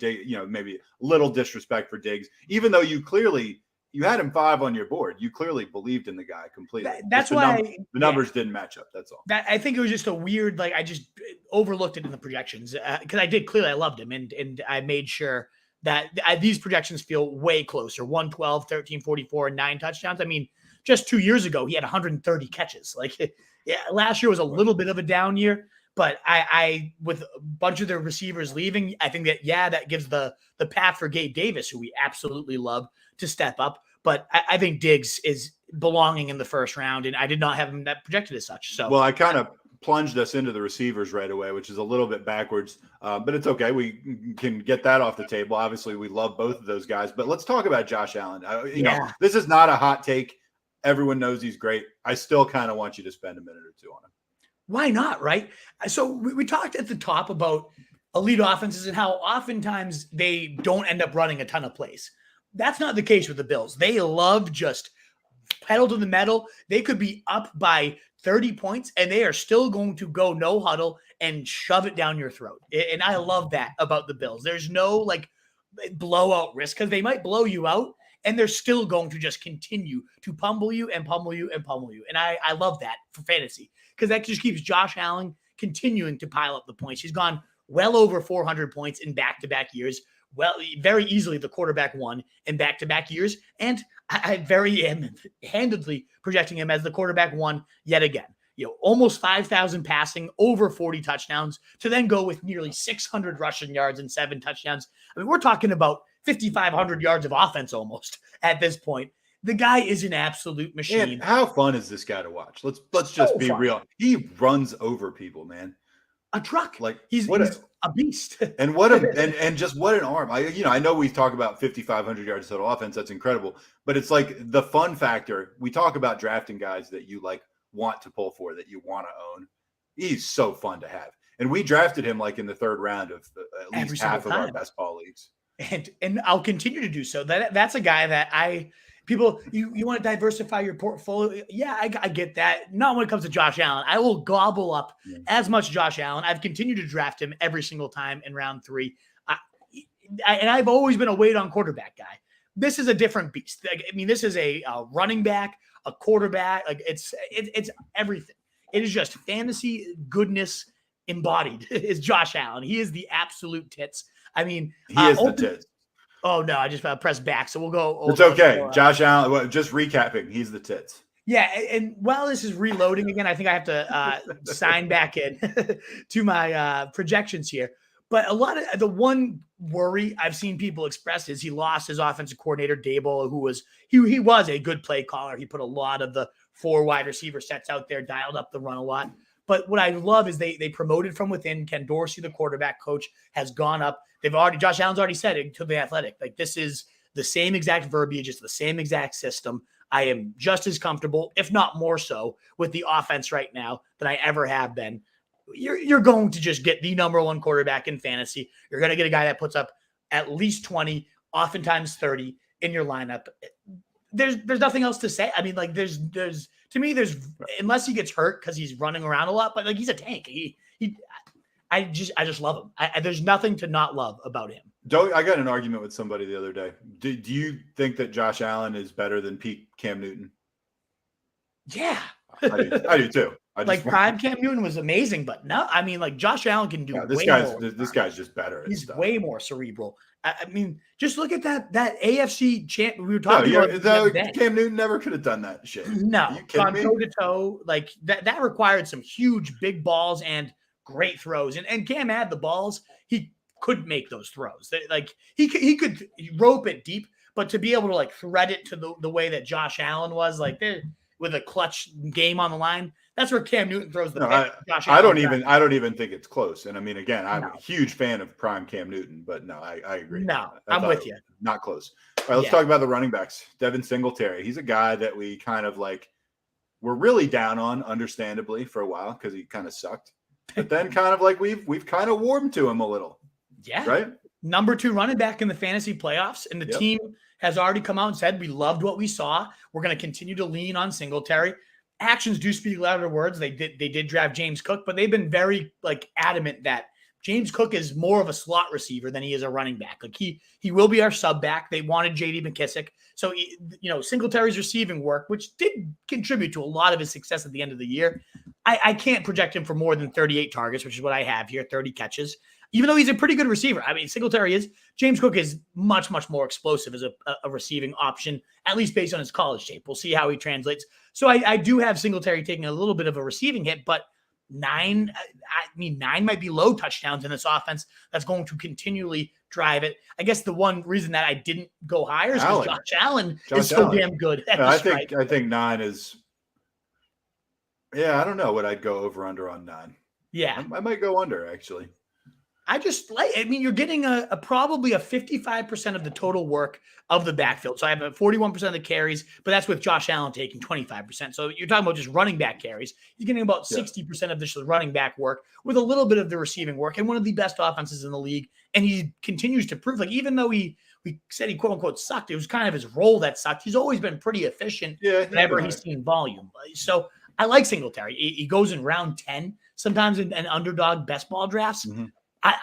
He's been my running back 3 and 4 on almost every team. One of my highest rostered players. I really like Singletary, even though I think he only comes out at running back 24 or so in the projections. Yeah. I think I've kind of statted him out as floor. And that's pretty damn good to have that type of a top 24 floor in round 10. I'll take that all day. Just for the record, Devin Singletary projected out at 24. You got him 25 on the big board. So there we go. Right around where I had him. Let's talk tight ends. Come on, man. You got to say something about this guy. I love Dawson Knox too. I was going to say too, though, with Singletary, I think I have him below Patterson right now on the big board. That needs to change. So we talked about last time. I really just don't want Patterson this year. I know I loved him last year, but you don't. You have him above Patterson, but it's one spot. Yeah. You have an interesting run here. These are tough. You have, I don't agree with some of this stuff, Wolf. You got Montgomery, Etienne, J.K. Dobbins, Elijah Mitchell, A.J. Dillon, Tony Pollard, Singletary, Patterson in order. I don't know. I like Singletary better than some of those guys you got above him. I might too. that might be one I have to go relook at. In terms of the receiving, we talked about Diggs. I was wrong. Reprojected him out, and he's projecting top 5. He's projecting below Mike Evans for me, which is kind of surprising, and not many people would draft it that way. I don't know if I'd even draft it that way. If I was presented with Diggs versus Evans, I'd probably pull the trigger on Diggs. I would take Diggs. But the big thing is Gabe Davis. He has become – I know you're not on Twitter much, Truth. No. He is like the Twitter – every day it's a new fight about Gabe Davis. Oh, it's awesome. Maybe I should get on Twitter. I'd love to be in that mix. It is – oh, my God. Every single day somebody comes in with something about how he sucks. Somebody comes in with how he's the best player in the world. And you know what side I'm on. I really like Gabe Davis, but it is just a bloodbath every single day on Twitter about Gabe Davis. And clearly I'm on the side of, I really like him. 18% target share. Doesn't seem like all that much, but 18% in this offense is really, really healthy. 115. We've seen 115 targets to the wide receiver 2 in the Bills multiple years in a row. I love Gabe Davis to see that. And I love him to just be an absolute monster with it. 11 touchdowns, just under 1,100 yards. Great stuff all around, even at only a 59% catch rate, because he's going to have those big plays. I think about 15 yards per catch is right on par with what we've seen from him whenever he's used. I'm all in. I don't buy. The big argument against him is, well, he couldn't beat out Manny Sanders and he couldn't beat out Cole Beasley. Why is he suddenly that good? I don't really have a reason for why he wasn't in over those guys, because they're not that good. And then when Gabe Davis does get on the field, he is really good. So I don't know why. I think he did ultimately beat them out. I think, they got hurt and then he just kind of took over because the coach probably finally realized we're being idiots not playing. Once they saw how good he was, it wasn't like then they kept playing at his expense. Exactly. It just took him a while to get the reps and earn the spot. I don't really agree with that argument. You were going to say earn it, right? And that felt wrong because that's what the argument. Targets are earned and he couldn't earn his targets. I think that was more coaching error and coaching fallacy than it was on Gabe Davis. Maybe he's Well, not a great obviously it practice was. player. I mean, obviously it was. You can't have somebody that getting in, putting that sort of production and like clutch, like important NFL games, and not be, and then be like, oh, well, he shouldn't be playing. Exactly. Like, there's only a handful of guys in the world that can do that. Exactly. And he's one of them. And he's one of them. And you know, Emmanuel Sanders up from the sidelines now. Now he's not on the Bills. He's been on record being like, Gabe Davis is an absolute dog, man. Like, he is, now that he finally has his opportunity, you guys will be seeing a Pro Bowl receiver for years to come. And so, like, you know, he probably didn't say those things back then because he wanted to play. But now that he's not on the team, he is like flat out saying, like, this guy's way better than I was. And he's going to be a star for years to come. So I like that endorsement. That means a lot to me. The other receivers, I mean, I had been drafting a lot of Crowder, and I still will take him where, you know, whenever he falls. But I had kind of been reaching for Crowder to make sure I got my stacks with Josh Allen. A lot of the reports right now are Isaiah McKenzie's been beating him out, just like making play after play after play, showing an amazing rapport with Josh Allen. So whether I have Crowder or not, I have kind of committed to getting Isaiah McKenzie on every single one of my teams. Maybe it works out, maybe it doesn't. But if he ends up being the starting slot receiver, we've seen Cole Beasley see over 100 targets for 3 straight years. That could be McKenzie's role. And the few times he's actually started, he's scored 26 and 30 fantasy points. I mean, the guy just, I don't know, similar to Gabe Davis. I don't know why he's not earning his targets, but when he does get on the field, he just flat out balls. So he goes in the last round of drafts. I have been hammering him. I still do like Crowder as a player. So if he ends up winning the slot role, maybe one of the, we got to kind of do a show right before training camp about the most important battles, because we've talked about a few of these things. What do you need to monitor? Like Najee Harris, does he look sluggish at all? Isaiah McKenzie versus Crowder is like one of the most important receiver battles, because I do think they'll do plenty of 4 receiver sets, but that number 3 is crucial. And I could see McKenzie winning it and going from a last round pick to a round 10 pick. And that's why I'm just going to keep carrying him in the last round. I absolutely love him. All right, Dawson Knox. Oh, love. Right. Sacks. That's it. I mean, 10 touchdowns last year. I think 10 again is a very fair expectation. As again, one of the few guys still on the roster that has that nice rapport with Josh Allen. Big Settlers of Catan fan too. Love that. He Love likes that. Yeah, him and Josh Allen are big Settlers of Catan guys. We should get a game with another reason to love this team and this offense. Like, I hate that they're in my division with the Pats, because otherwise I really like the Bills. Like, I love. You got it right. That sucks. You got him ranked 7, and you got him projected as your 7th guy. I like him more than that, if I'm being honest. Huge tight end. I mean, huge touchdown upside. I guess it's just a matter of targets for me. The guys above him, like who do I have above him? I just think they probably have a decent amount more targets. Kelsey, Andrews, of course. And you got Pitts, Waller. Then you're like, maybe. And then you got Kittle and Schultz. I love Schultz. I love He was Knox. my tight end 4 last night. Yeah, I like Knox a little more. So that's, I mean. And Kittle, I will see, man. I've seen a great Kittle, but I don't know, man. If you told me at the end of the year Knox outscored 2 of those guys on that list, it wouldn't shock me. And a Knox Allen stack is sexy. Oh yeah, and you can get Knox in round 10. So again, like that's the best part of Allen, is it can be tough to stack him and Diggs, but if you take Allen in round 3, no, but we stacked him and Davis 4, a bunch of times. Then you go, Devin Singletary 9, Knox 10, Isaiah McKenzie round 20. Just loading up on that is so fun and sexy. And then you're just covered with your own. Well, anyway, with goo. It's like that picture of you, or that video of you when McCaffrey came back. Yeah. Right. That's what you do when you load up on Bills. All right, we talked about the Bills for a long time, but they're one of the few teams I think is like worth it. And what's funny, that is like I'm pulling up the Pats as we do this. We went from like the Jags and the Texans to the Bills. And when I do the rankings, I just kind of go in alphabetical order. And they're like, that's exactly how it feels, is like Carolina, Chicago. Oh, now Cincy. That feels really You're good. excited. And like there are some stretches that are just like awful. Right. But then there's like Chargers and Rams back to back. Raiders right after. Raiders kind of exciting. Miami intriguing. Minnesota. Giants, Jets. Yeah. Oh, you have to do those 3 It's like you have to do them because you got to do all the teams, but you don't want to. No, not at all. And we have to talk about all the teams, but we don't want to. It's the same thing. Doing them and then talking about them, it feels the exact same way. Well, let's talk about the Patriots. They're not a sexy team. I know you have affection for them. Of course. Led by Big Bill still, or Little Bill, I guess. Mac Jones, not a sexy fantasy option. No. No, for sure not. No. Sure. But let me ask you this. Can you dismiss him in best ball 2 quarterback leagues? No. Okay. That's what I thought you would say. I think the Patriots are full of the classic cliche, good in real life, not great for fantasy type of guys.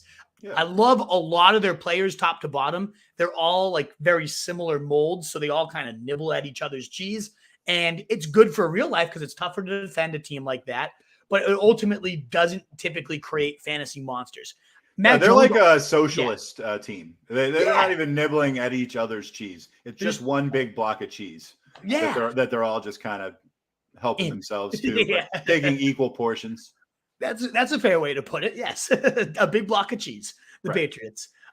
Mac Jones, all the reports, taking another step as a leader, really owning the locker room, like showing up first man in, last man out, all the stuff you love to hear real life wise. Again, fantasy wise, 4,200-ish yards, 29 TDs. Like that's okay, serviceable QB2, but not someone I'm going into the season as my locked in number one. Running backs, as we know, are always a dreaded nightmare. As you can see with my projected shares here, like I think it's a nice balanced 47% ratio here, right around league average on everything.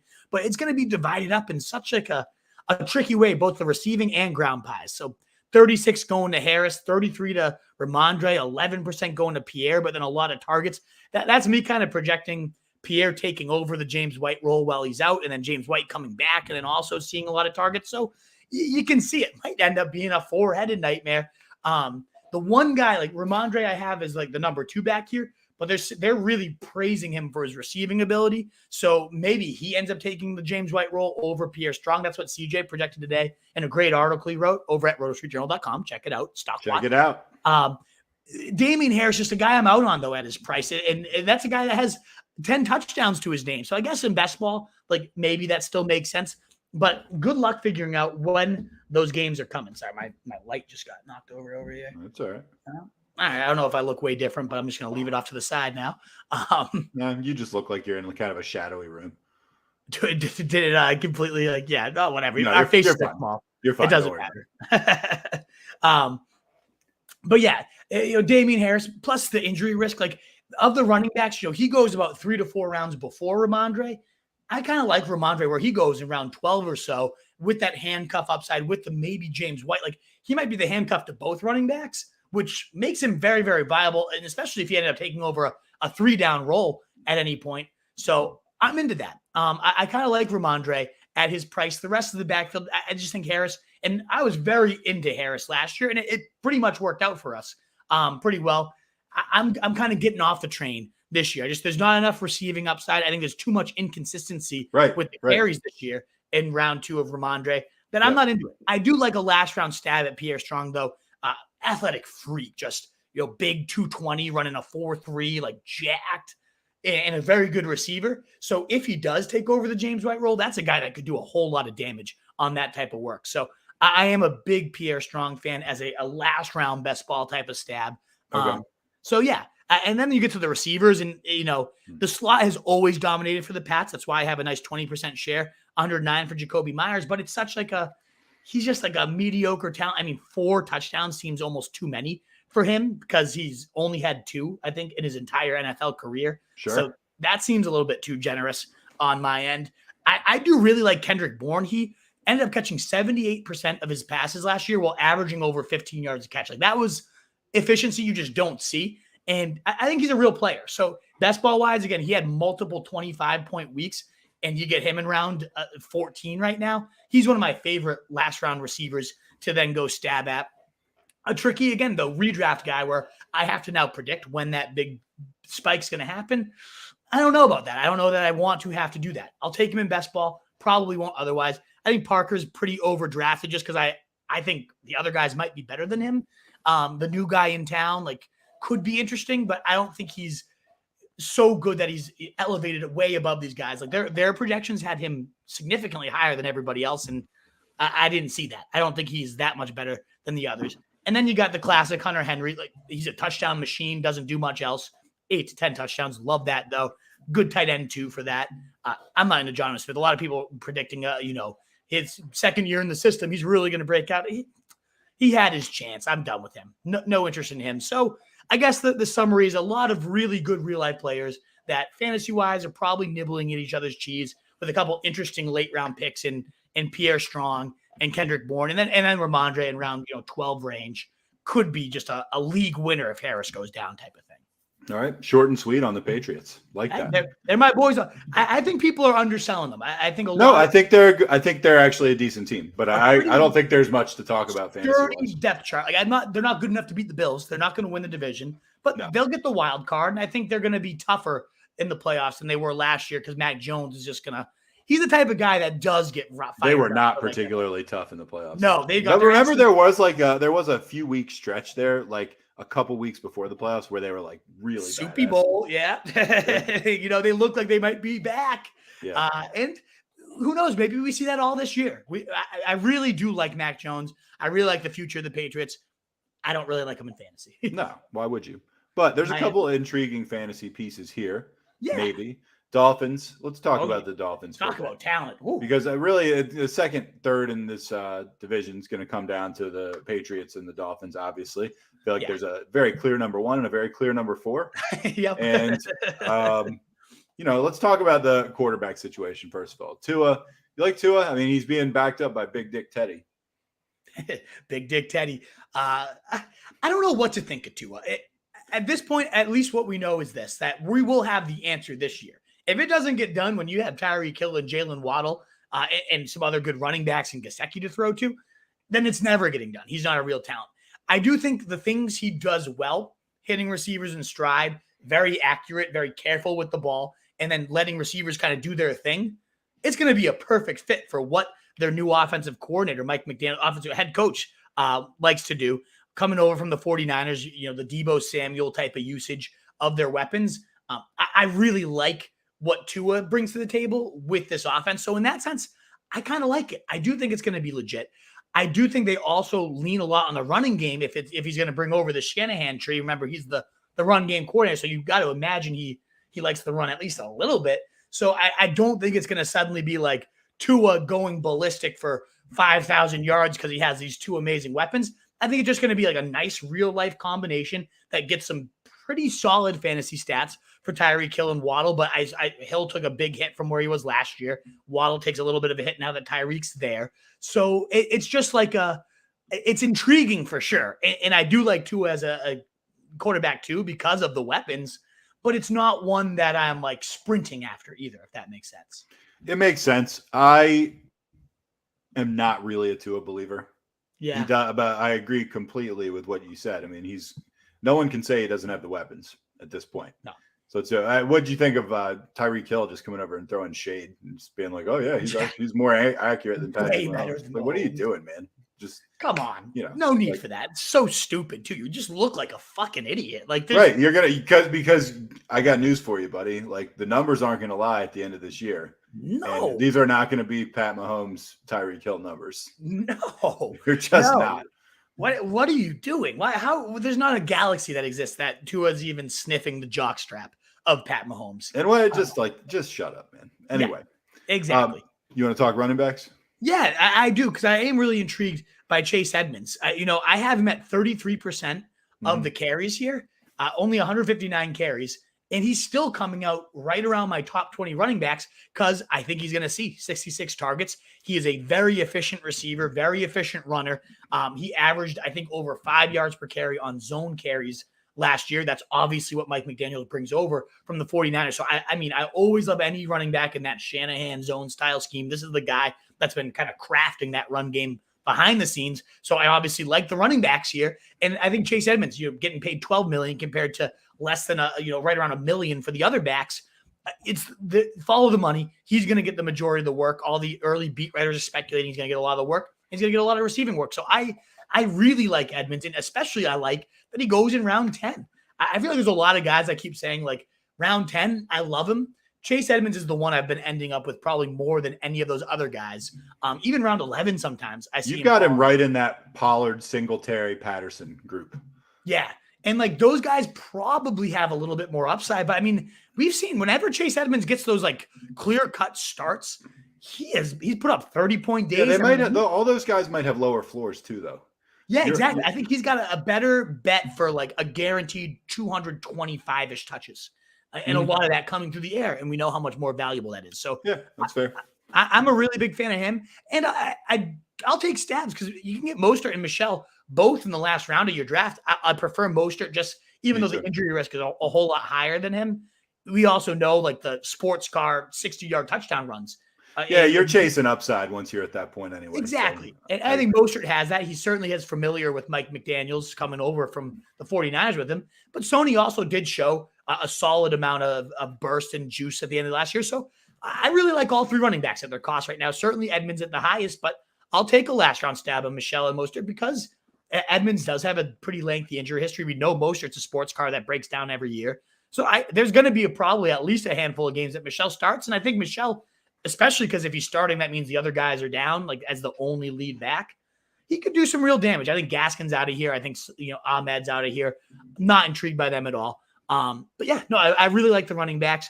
And this is another one of those pies. 132 comes out for 24% share, 121 for 22% for Tyreek and Waddle. Like good numbers. I think it's just going to be a lot of dinking and dunking and like nice run after the catch, but like it's not going to be Mahomes 70-yard bombs ripping off the defense. Like he'll have that happen every now and again.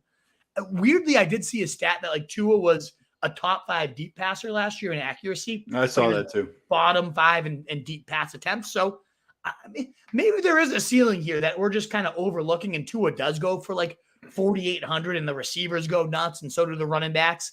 That does not feel like Tua to me, but I guess there's an underrated ceiling. That I'm willing to be convinced. It's not like something I'm going to dig my heels in on. It's just I haven't been dazzled at all yet. So we'll see what happens. Me neither. Gesicki, we just know that Tua loves throwing to Gesicki. He's been one of the target leaders back-to-back years.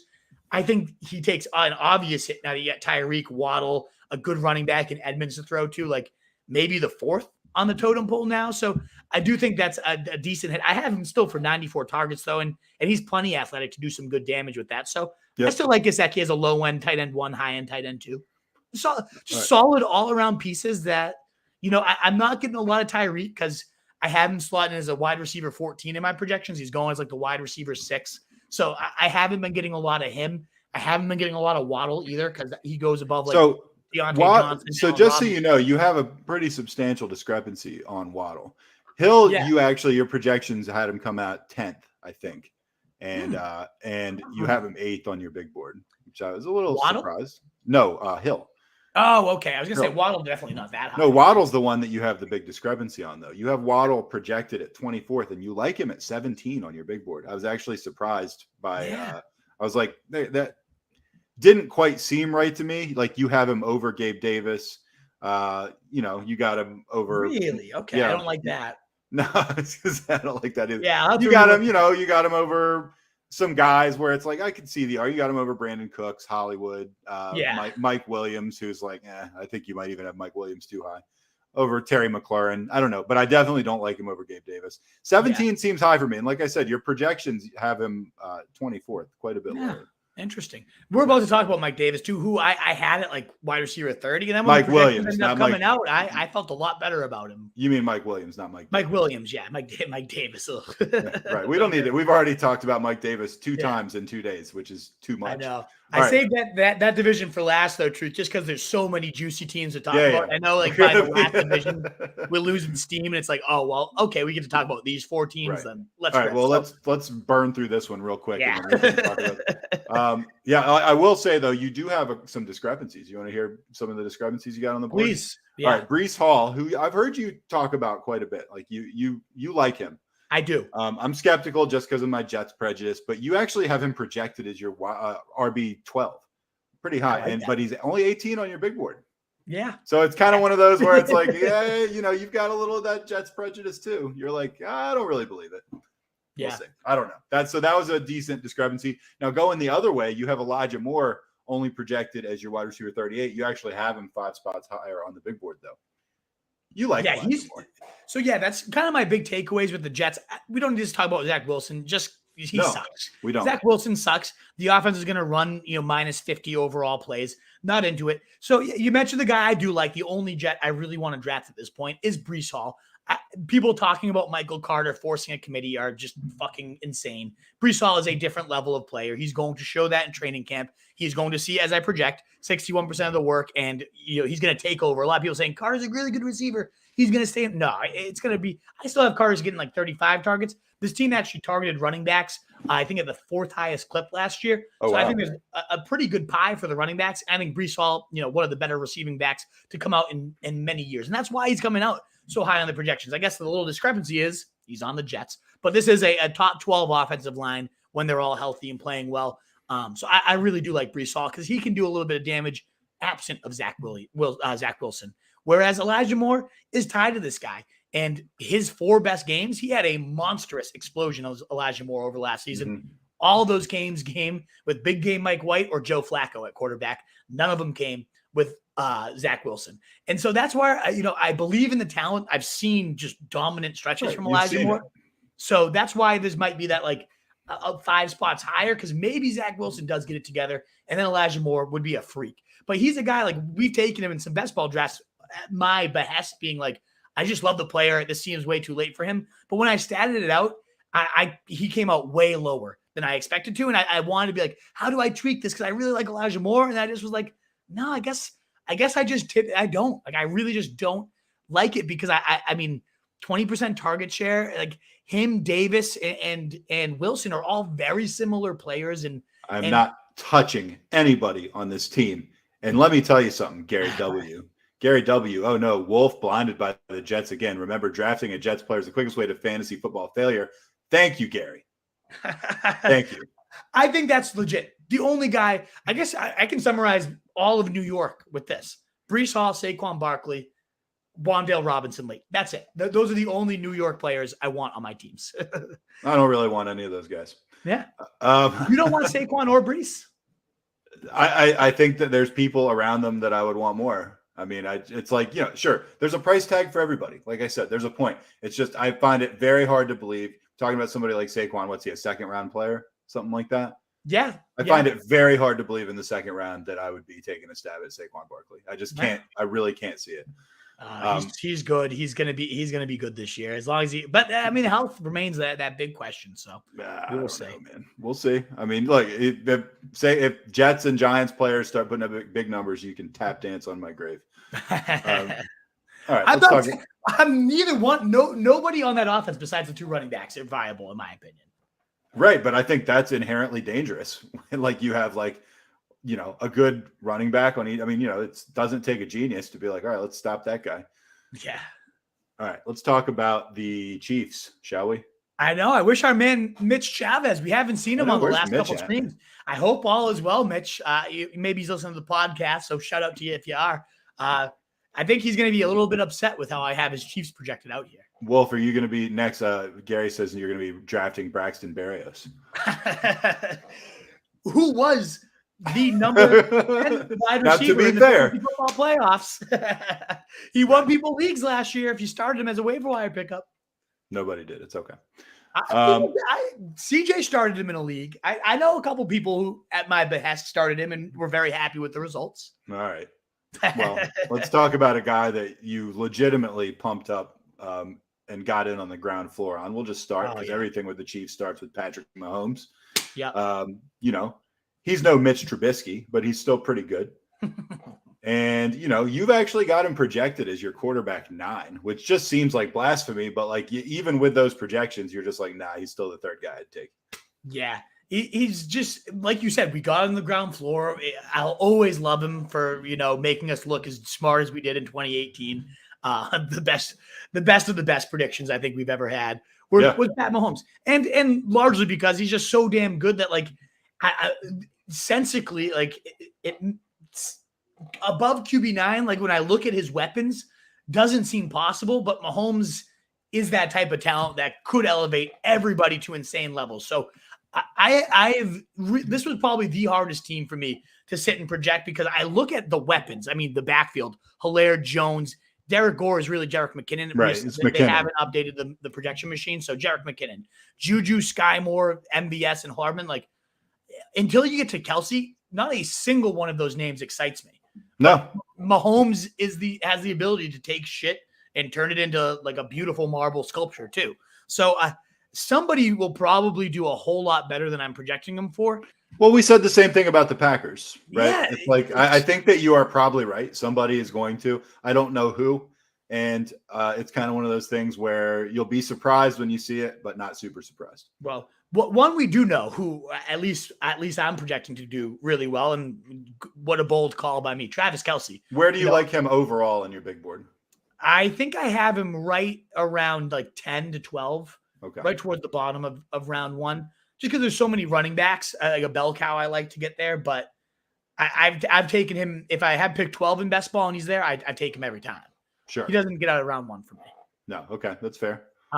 So 158 targets, that would be right around a career high for him. 107 catches, nearly 1,400 yards, 10 touchdowns. Like, none of that should be impossible. My one worry with him is now that you don't have Tyreek Hill drawing attention, none of these other guys, like MVS can stretch the field, but I don't know that I rely on him to be like overly threatening to defenses just because he's going to drop every deep ball that comes his way. So I am a little worried that defense is just going to stack everything to take out Travis Kelce. And maybe they can. Like at 35, maybe he isn't what he used to be. And now I really don't like Mahomes. If I don't like Kelce here, I don't know.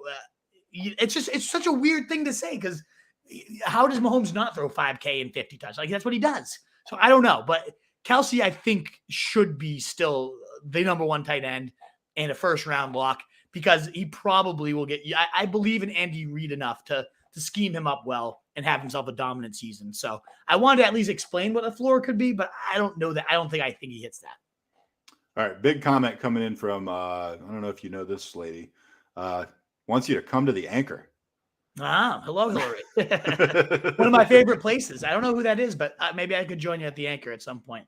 You look somewhat cute in that picture. I know she seems like a looker. Yeah, you might want to go there. Maybe I got to get to the Anchor at some point.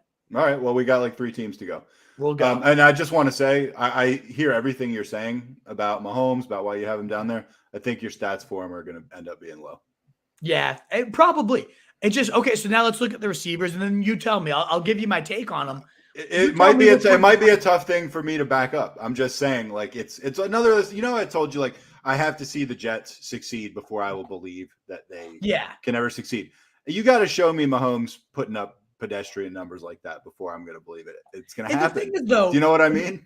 Pedestrian numbers. I mean, I have him still going for nearly 4,800 yards, 34 touchdowns, with another 2 on the ground and 310 rushing yards. Like, those are pedestrian numbers for him. For him, yeah, but that's still pretty damn good numbers. I just think he's throwing to pedestrians at this point. He is, and you can rattle off what you were going to rattle off. I'm not promising I can defend my take. I'm just telling you. The big one that people are kind of apparently anointing as the new number 1 is Juju. He's going right in round 5. I mean, a lot of times over Allen Robinson, which so laughable to me. We've seen Juju be an anchor of a passing game. Are you serious? Yeah. We've seen Juju do that, but it's been every single year since 2019. It's gone down, down, down, down. His efficiency as a receiver. Was that playing with Big Ben? Maybe, but he's the type of player that kind of benefits from that short, quick. I don't think he's an anchor, and maybe not. If anybody here is going to blow up, and what RotoViz had him projected at before I changed everything, like they had him at like over 1,000 yards and 9 touchdowns. Maybe he could do that. And that's what a lot of people are saying. And I've heard like the next Cooper Kupp type of argument where, oh, come on, he gets the quarterback upgrade and now suddenly he can really blow up and take off. We haven't seen that Juju in probably 2 years. So I'm not going to sit here and bank on that happening. Maybe it's Sky Moore. Maybe the exciting rookie comes in, and from day one, he has the smarts to pick up a very complex scheme, and he has the deep speed to attack every layer of the field while also being a very viable underneath threat. Maybe it's him.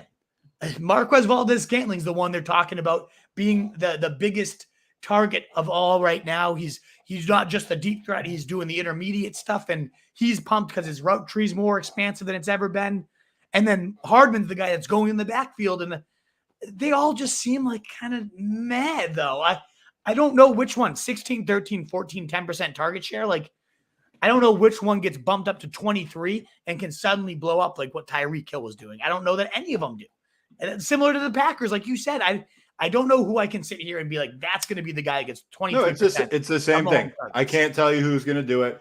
But I believe in Patrick Mahomes. I just absolutely do too. Jack, how could we not? Like, Jack Morin says, does Juju doing TikTok dances with Jackson Mahomes boost him up the draft board at all?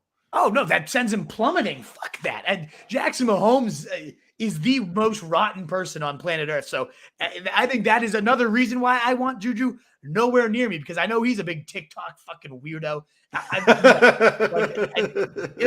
No, thank you. Right. Whoever wrote that didn't know they were just going to get a fucking fistful of rage out of my mouth. Oh, no, he's pushing your buttons there. All right, fair enough. Played. Thank you. You accomplished it. And then, we didn't even talk about the running backs, because a Pat Mahomes offense should have a very viable running back. I'll tell you this, not going back for the Clyde Edwards-Helaire experience. It hasn't been fun yet. Nope. I don't see why it would get fun this year. Ronald Jones is today. The report came out that Ronald Jones has a very real shot to win the starting job. Ugh. Well, that tells you all you need to know. Exactly. It's going to be a it's like Mahomes is going to be throwing the ball a lot. The only one that I want is because, like you just said, Mahomes throwing the ball a lot. McKinnon. Give me McKinnon in round. How many times is that guy? Thought that would come out of my mouth. Give me McKinnon. Right. But I actually kind of like Jerick McKinnon. What he did on a stretch run. I know you don't, but last year. No, I mean, look, yeah, I'm you know me. I'm the type of guy when somebody burns me, I'm you take like umbrage. I'm like a wounded animal, and I don't forgive them. Yes, I understand that. The thing with McKinnon is the role's a lot different. We were trying to hope for this bell cow role with the 49ers that it's not McKinnon. But the Chiefs, Andy Reid, decided to use him really well, in particular down the stretch in the playoffs, especially as a receiver. And he made their offense so dynamic. He was starting against the Cincinnati Bengals in that game, looking great up the gut, but also especially in the receiving game. He averaged over 17.9 fantasy points per game in the playoffs. He played almost all the snaps ahead of Clyde Edwards-Helaire. I think he got 80 snaps compared to 25 for Helaire when they both came back and were on the same field. So to me, the biggest thing is Clyde Edwards-Helaire goes in round like 7. That is just no thank you. No way. No thank you. If I'm taking anybody, maybe it's Ronald Jones in round 10 for the touchdown upside, but we've already talked about all the round 10 guys. I like way over that. I actually do like if I need a running back and I need it late, I think McKinnon, the PPR upside isn't horrible. But other than that, I just don't know what receiver. I'm really hoping. I guess that's something to monitor in training camp, both them and the Packers. Like, does somebody emerge and clearly showing that they're like the go-to guy in training camp? Because if not, I probably won't take any of them, and somebody will probably even that in training camp. That's tough. Who was the right? Yeah, exactly. I guess who was the guy? Who was the guy that wowed us so much in training camp? The guy on the Saints. What was his name? What was it? Was it how long ago was it? No, last year. Thomas. Last year. Last year, he was amazing. Marquez Callaway. Yes, there you go. Right. I mean, it's like we were just like, oh yeah, you'd have to be a fool. And I mean, what? Yeah, what was that? Yeah. Anyway, all right. Yeah. Let's talk Raiders. Oh yeah. These are kind of fun teams to talk about. I love this division. This division is going to be so fun. Oh yeah, it's going to be exciting. Like I know we'll talk about it at the end, but like how we see this shake out, I'm really intrigued to see how you see. I'm interested in your take as well. Derek Carr, totally viable fantasy starter. Absolutely top 10 guy probably. Already was, and then you inject Devontae Adams in there. Like sure, yeah, absolutely. I think the 28 touchdowns I have right here are probably pretty low. I think he crosses that threshold now that he has Adams. Oh, I think so too. I think. Yeah, I think like the 34 you had for Mahomes is probably more the ballpark. Yeah, it's probably Darren Waller. Darren Waller's going to have more than 5 touchdowns, I imagine, right? So I'll bump that up. Oh, I would think so. I mean, I'll bump that up a few. I mean, Carr. I don't know if Carr's actually ever in his career thrown for more than 30, and that might have been part of my hesitancy. But yeah, but he's never had a guy like that. I mean, I don't know. I guess he threw to Michael Crabtree and Amari Cooper back in the day. But yeah, he did that, and he was really good. That was his MVP. He was great. I thought he was the most valuable player that year. Yeah. All right. Yeah. Running backs. I'm not that excited about the running backs. No, Josh Jacobs, I think, is one of the most overrated players in fantasy. Remember, Josh McDaniels is coming in here. Patriots committee nightmare, and that's music to Josh Jacobs' ears. Oh, yeah. He has been a top 15 running back in back-to-back years. I think this is a year it falls, and it falls drastically. Jacobs is saying, I want running mates. I don't want to be the guy. I like committees so I can stay fresh. And like, I guess good for him, his NFL career. Horrible for us fantasy owners, and who's more important than us, truth. I mean, come on, Josh Jacobs. You're not running hard for me. You don't want all your 270 carries for the guy sitting in Beverly, Massachusetts, recording a podcast about you. Who are you? Who do you think you are? I know, seriously, the nerve of this. We pay your bills, Josh. And we do. No, I think it's going to be a mess. And that's, as you can see, the running back shares here. 45 to Josh, 25% to Zamir White, who they're already saying they didn't pick up the fifth-year option on Josh Jacobs because they want to groom Zamir White as their back of the future, the rookie they took this year. Kenyon Drake, we know, is a fairly capable guy who probably will be the lead receiving back. So you're splitting up the rushing pie about three ways. You're splitting up the receiving pie three ways. Maybe Jacobs.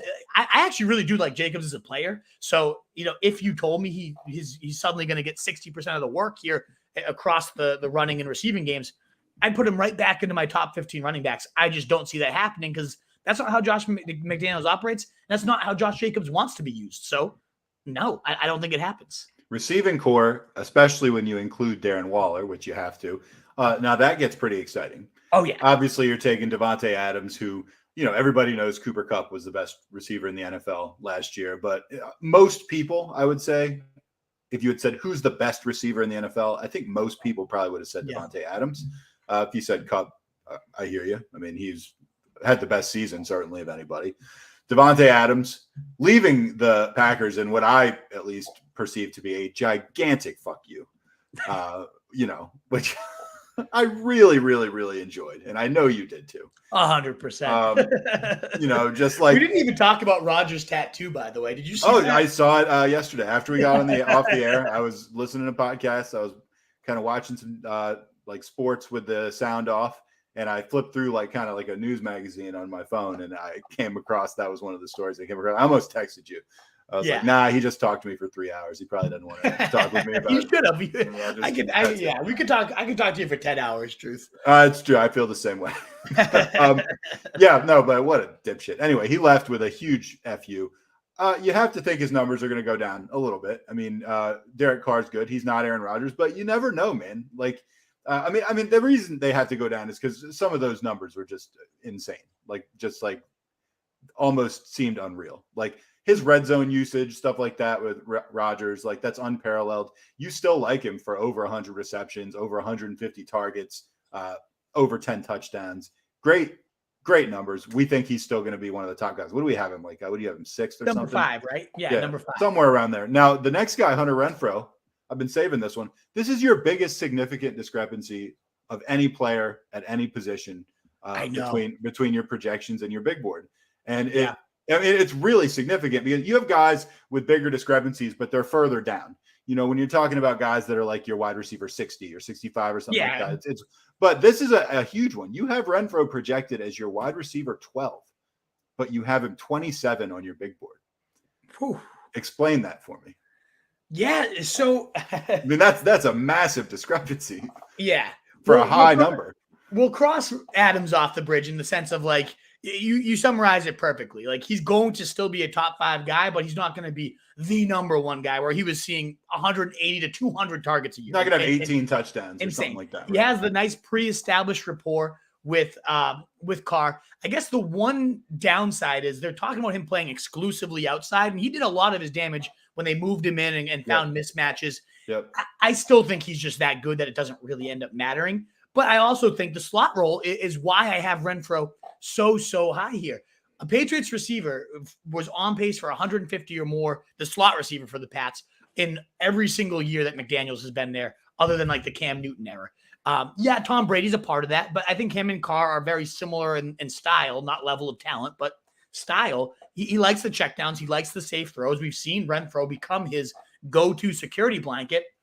I think even with 156 targets going to Adams, with 130 probably going to Waller, I still think there's room for – I'm going to bump down Renfro probably to 125-ish targets. I have him at 144 So now. you're going to change your projections, not your big board ranking. Yeah, and interesting. It's just because the guys around him are so damn good.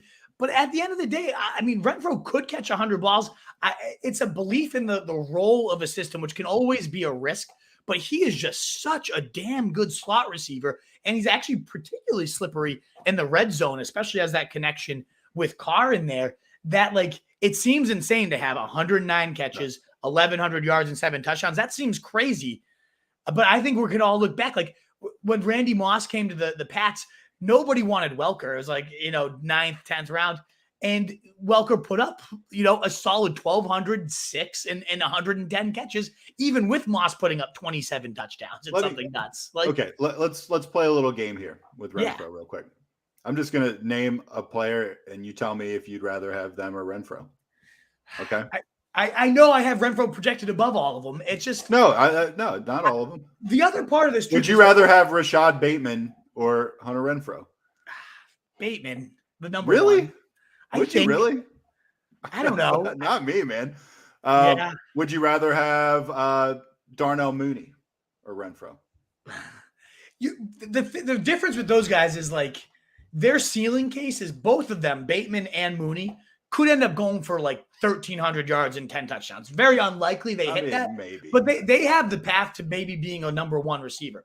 Renfro is always going to be at least nibbling with Adams, and if Adams went down, Waller's still there. Like he would take 2 injuries, whereas those guys are both number one primary targets on their teams. I guess Andrews is there with Bateman, but the number one receiver for sure. So it is just like the ceiling. I think what I've done here is I probably projected Renfro at his peak. Like there's no way he's going to ever get better than 109, 11, 107. But I also don't think he's going to be like that much lower than them. The other thing too is like you can get him in round 7 or 8. Like I've been loading up on Hunter Renfro at his price. So like there's that whole balancing act, right? Of like, they're just like, I like Renfro's floor more than either of those guys you just mentioned, but the ceiling case for both of them feels a lot higher than what Renfro could do, I guess. I don't know. I really do like Renfro. I don't want to. It's not a terrible defense. I do love Renfro. Also, I don't want to come off anti-Renfro. I really do. You're not coming off anti-Renfro. I think you love the guy. I'm surprised that you don't.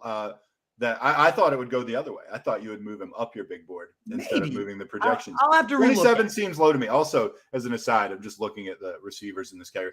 So funny that Renfro, who I think you have ranked a little low, is solidly like 3-4 spots above DK Metcalf. The pictures of them side by side. You're just like shirtless. Nah, man. Shirtless. Nah, I'm not interested in that guy. And it's true. I'm really not. I'm not. I mean, I never thought I would say like, I'm not really interested in DK Metcalf. Right? Oh man. All right, let's hit the Broncos. Your Broncos, your Denver Broncos. And they haven't really been my Broncos in a while, but like, I'm open-minded to getting excited about them. Yeah. All right, let's talk about the Broncos. Obviously, it all starts with the fact that they got Russell Wilson. Oh yeah, yeah. And who are name me like 4 past Broncos quarterbacks, like between Peyton Manning and Russell Wilson. Like Trevor Siemian was one. Paxton Lynch. That's a good one to toss out there. Was Kyle Orton? I think he was before Manning, right? Brock Osweiler, right? Osweiler was in there. Oh yeah, just hideousness, absolutely hideous. Drew Lock. Yeah. So anyway, there's 4 guys. So Teddy Bridgewater, probably the best of those. Yeah. So that gives you some idea of the shoes that Russell Wilson has to fill. Not very big shoes. No, not at all. I really like Russell as a player. I think he's going to walk in there and make this team so much more competitive. He's coming into the new head coach there too, Hackett, who is interesting. He's interesting. He was with the Packers obviously the last couple of years, but LaFleur is the one calling the plays there. But Hackett did have some mildly intriguing teams during his time with the Jets and the Bills. Some were up, some were down. There were definitely a few trends that stuck out with what he likes to do. He likes to target the running backs a lot. So I thought I was going to be a lot lower on Javonte, but his teams have always had at least 20% target share other than like 1 year. It's been at least 20% target share with at least 60 receptions, 60 rather targets going to the lead back. So that really buoyed up Javonte Williams, who I was nervous about Melvin Gordon coming back and the cheese nibbling. But I think if he gets that type of receiving workload that we've typically seen unloaded to a Hackett lead back, that could be great. Now, another great comment on Twitter to counter me was, well, Russell Wilson targets running backs at a ridiculously low rate. So what happens when these two worlds meet? A coach that likes to target running backs, a player that really hasn't? I don't know, but I imagine Russell Wilson will have no problem throwing to a talent like Javonte Williams down in the flat.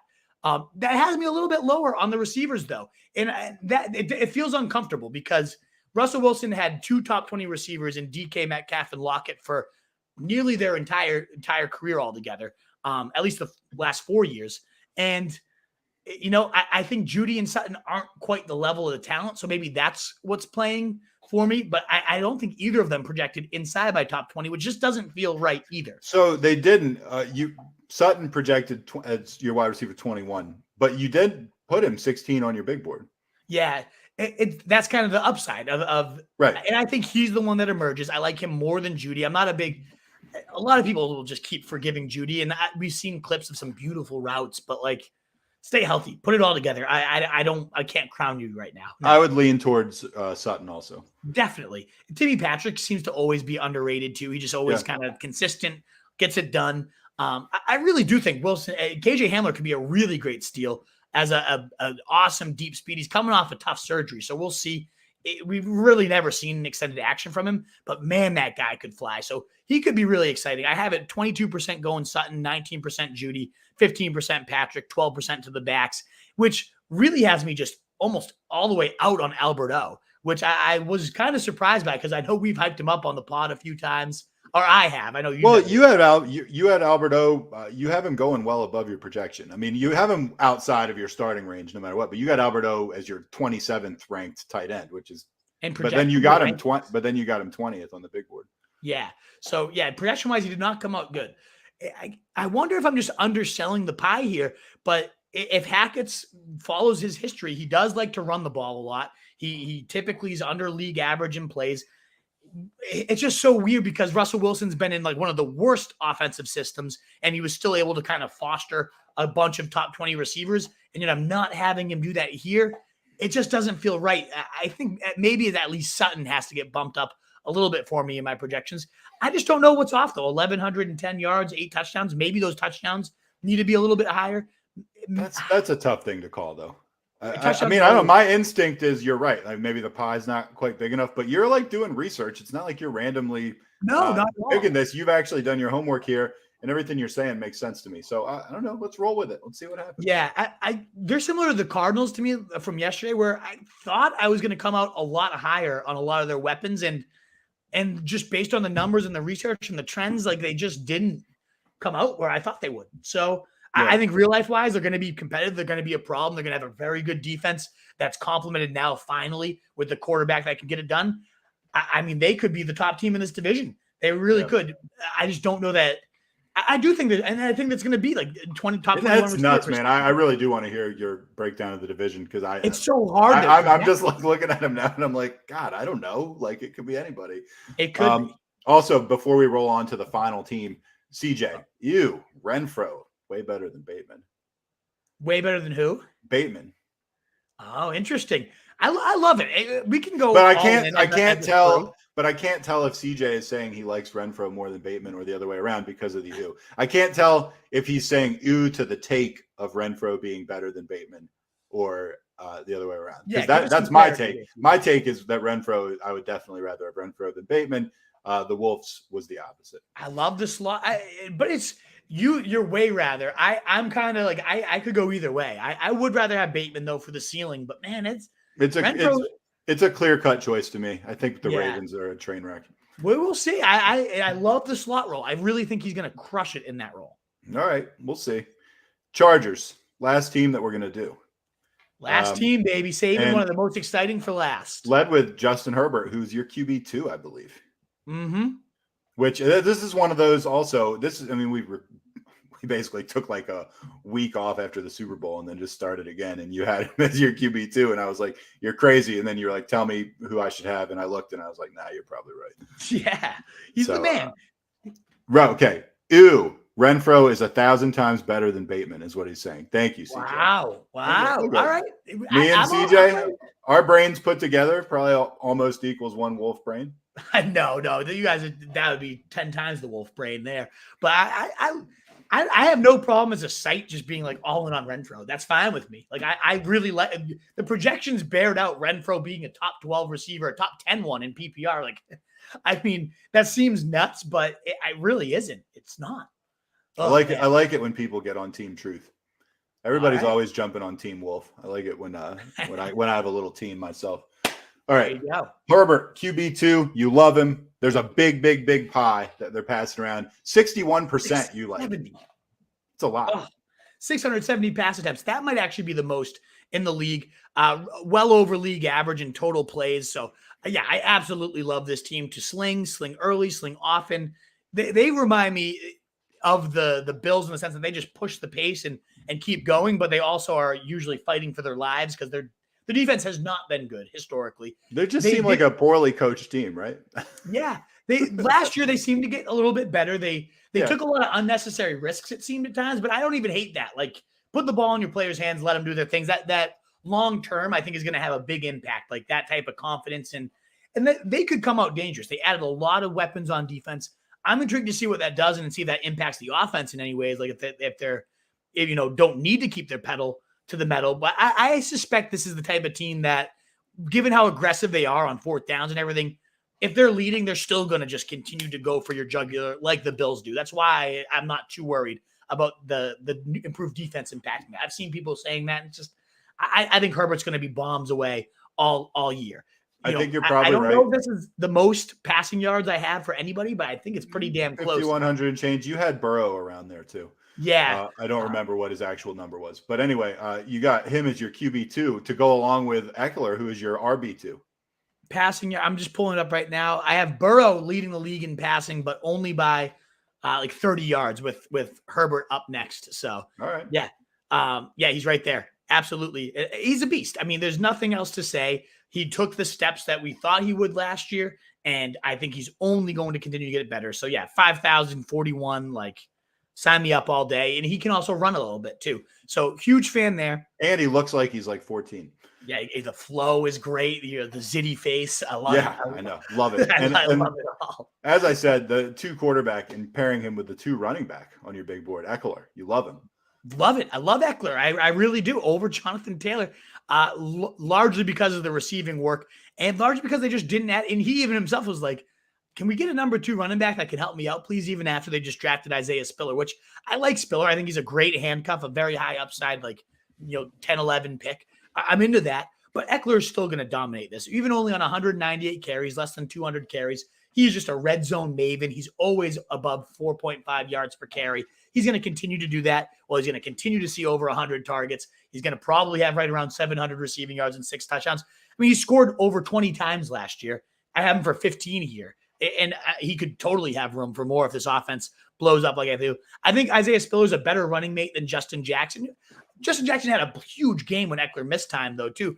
I think that's just part of the offense. Like, if Eckler does miss some games, Isaiah Spiller is going to be a running back 1 for that time. And I think they're going to try to get him. He's a good red zone runner. So I think he's going to, 7 touchdowns here. I think part of that's like maybe Eckler misses a game and Spiller has a couple in that game. But I also think they're going to use him in the red zone a bit more to spell Eckler, no matter how good he is in the red zone. The clutch drives in the tight games, Eckler will be that guy. But if they get an early lead, that's maybe where Spiller gets a little bit more work.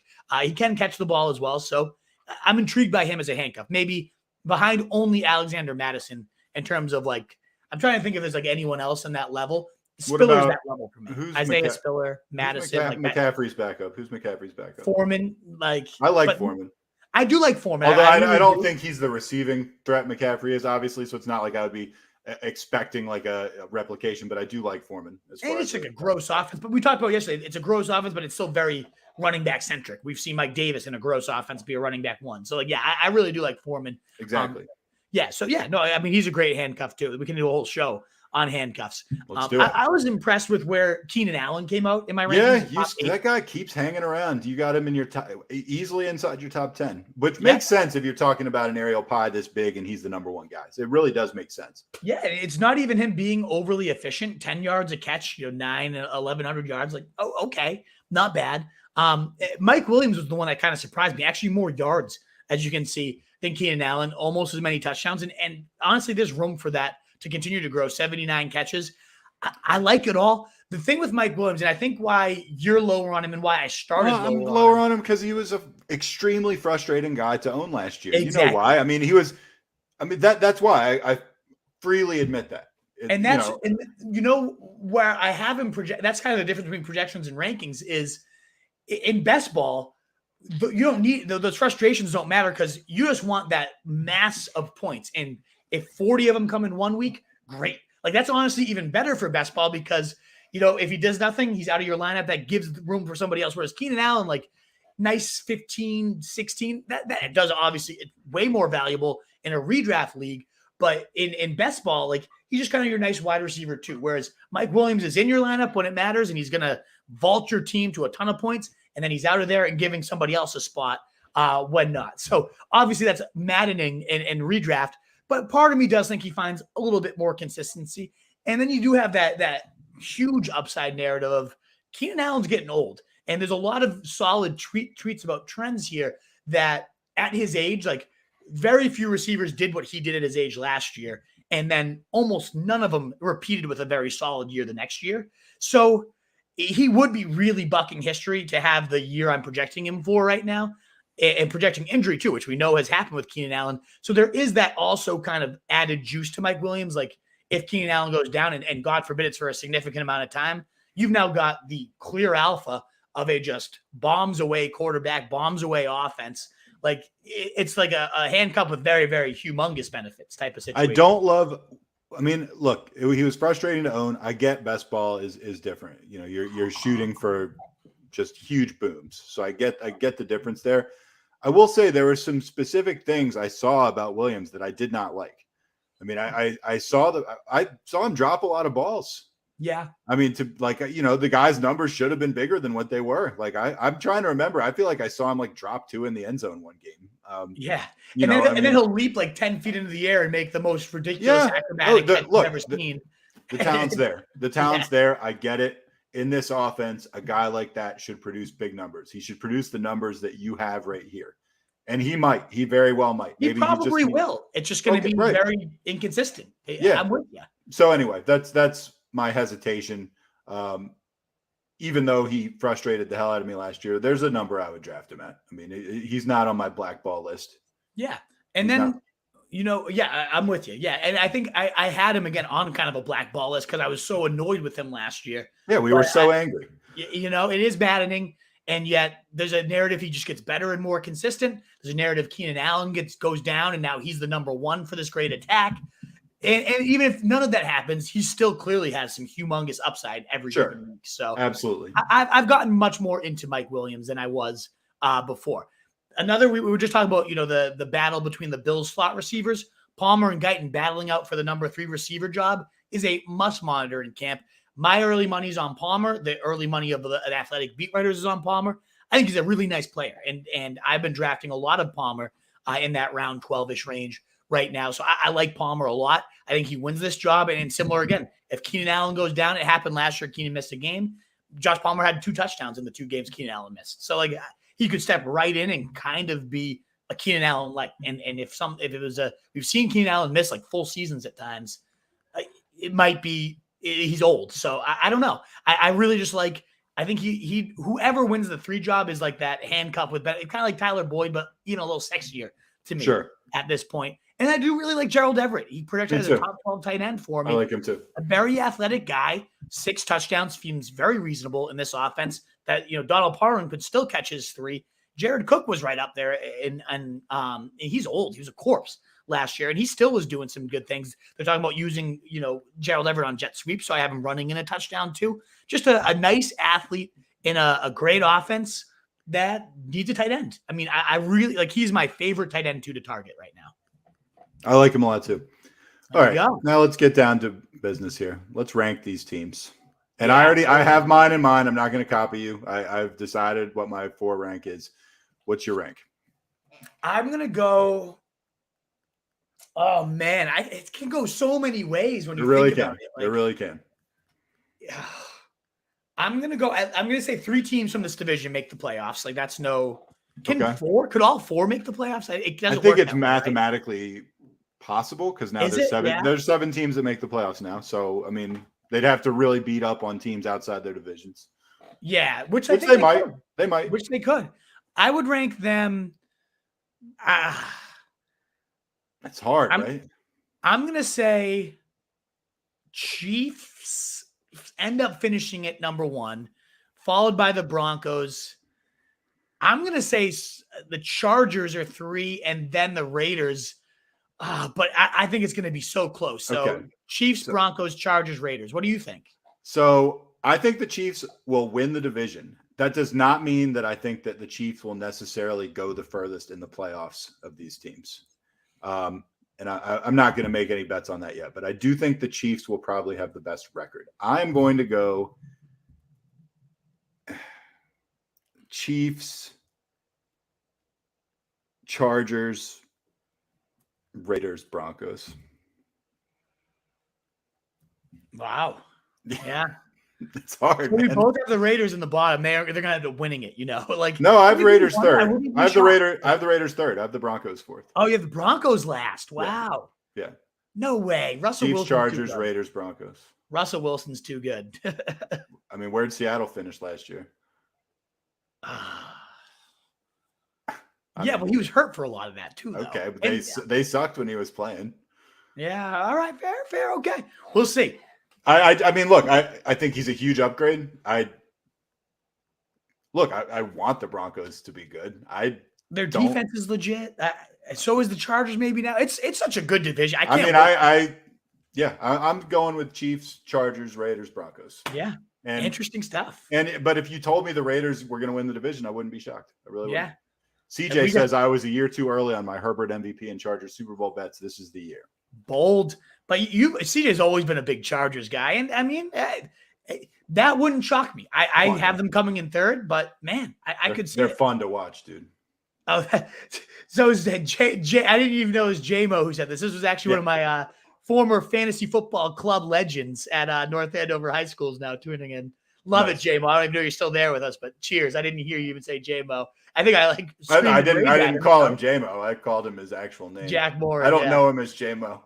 Oh, he's a legend. I don't know him at all. But now that's I feel like I gave like a really spiteful, angry response, not knowing it was one of my former students. So my apologies.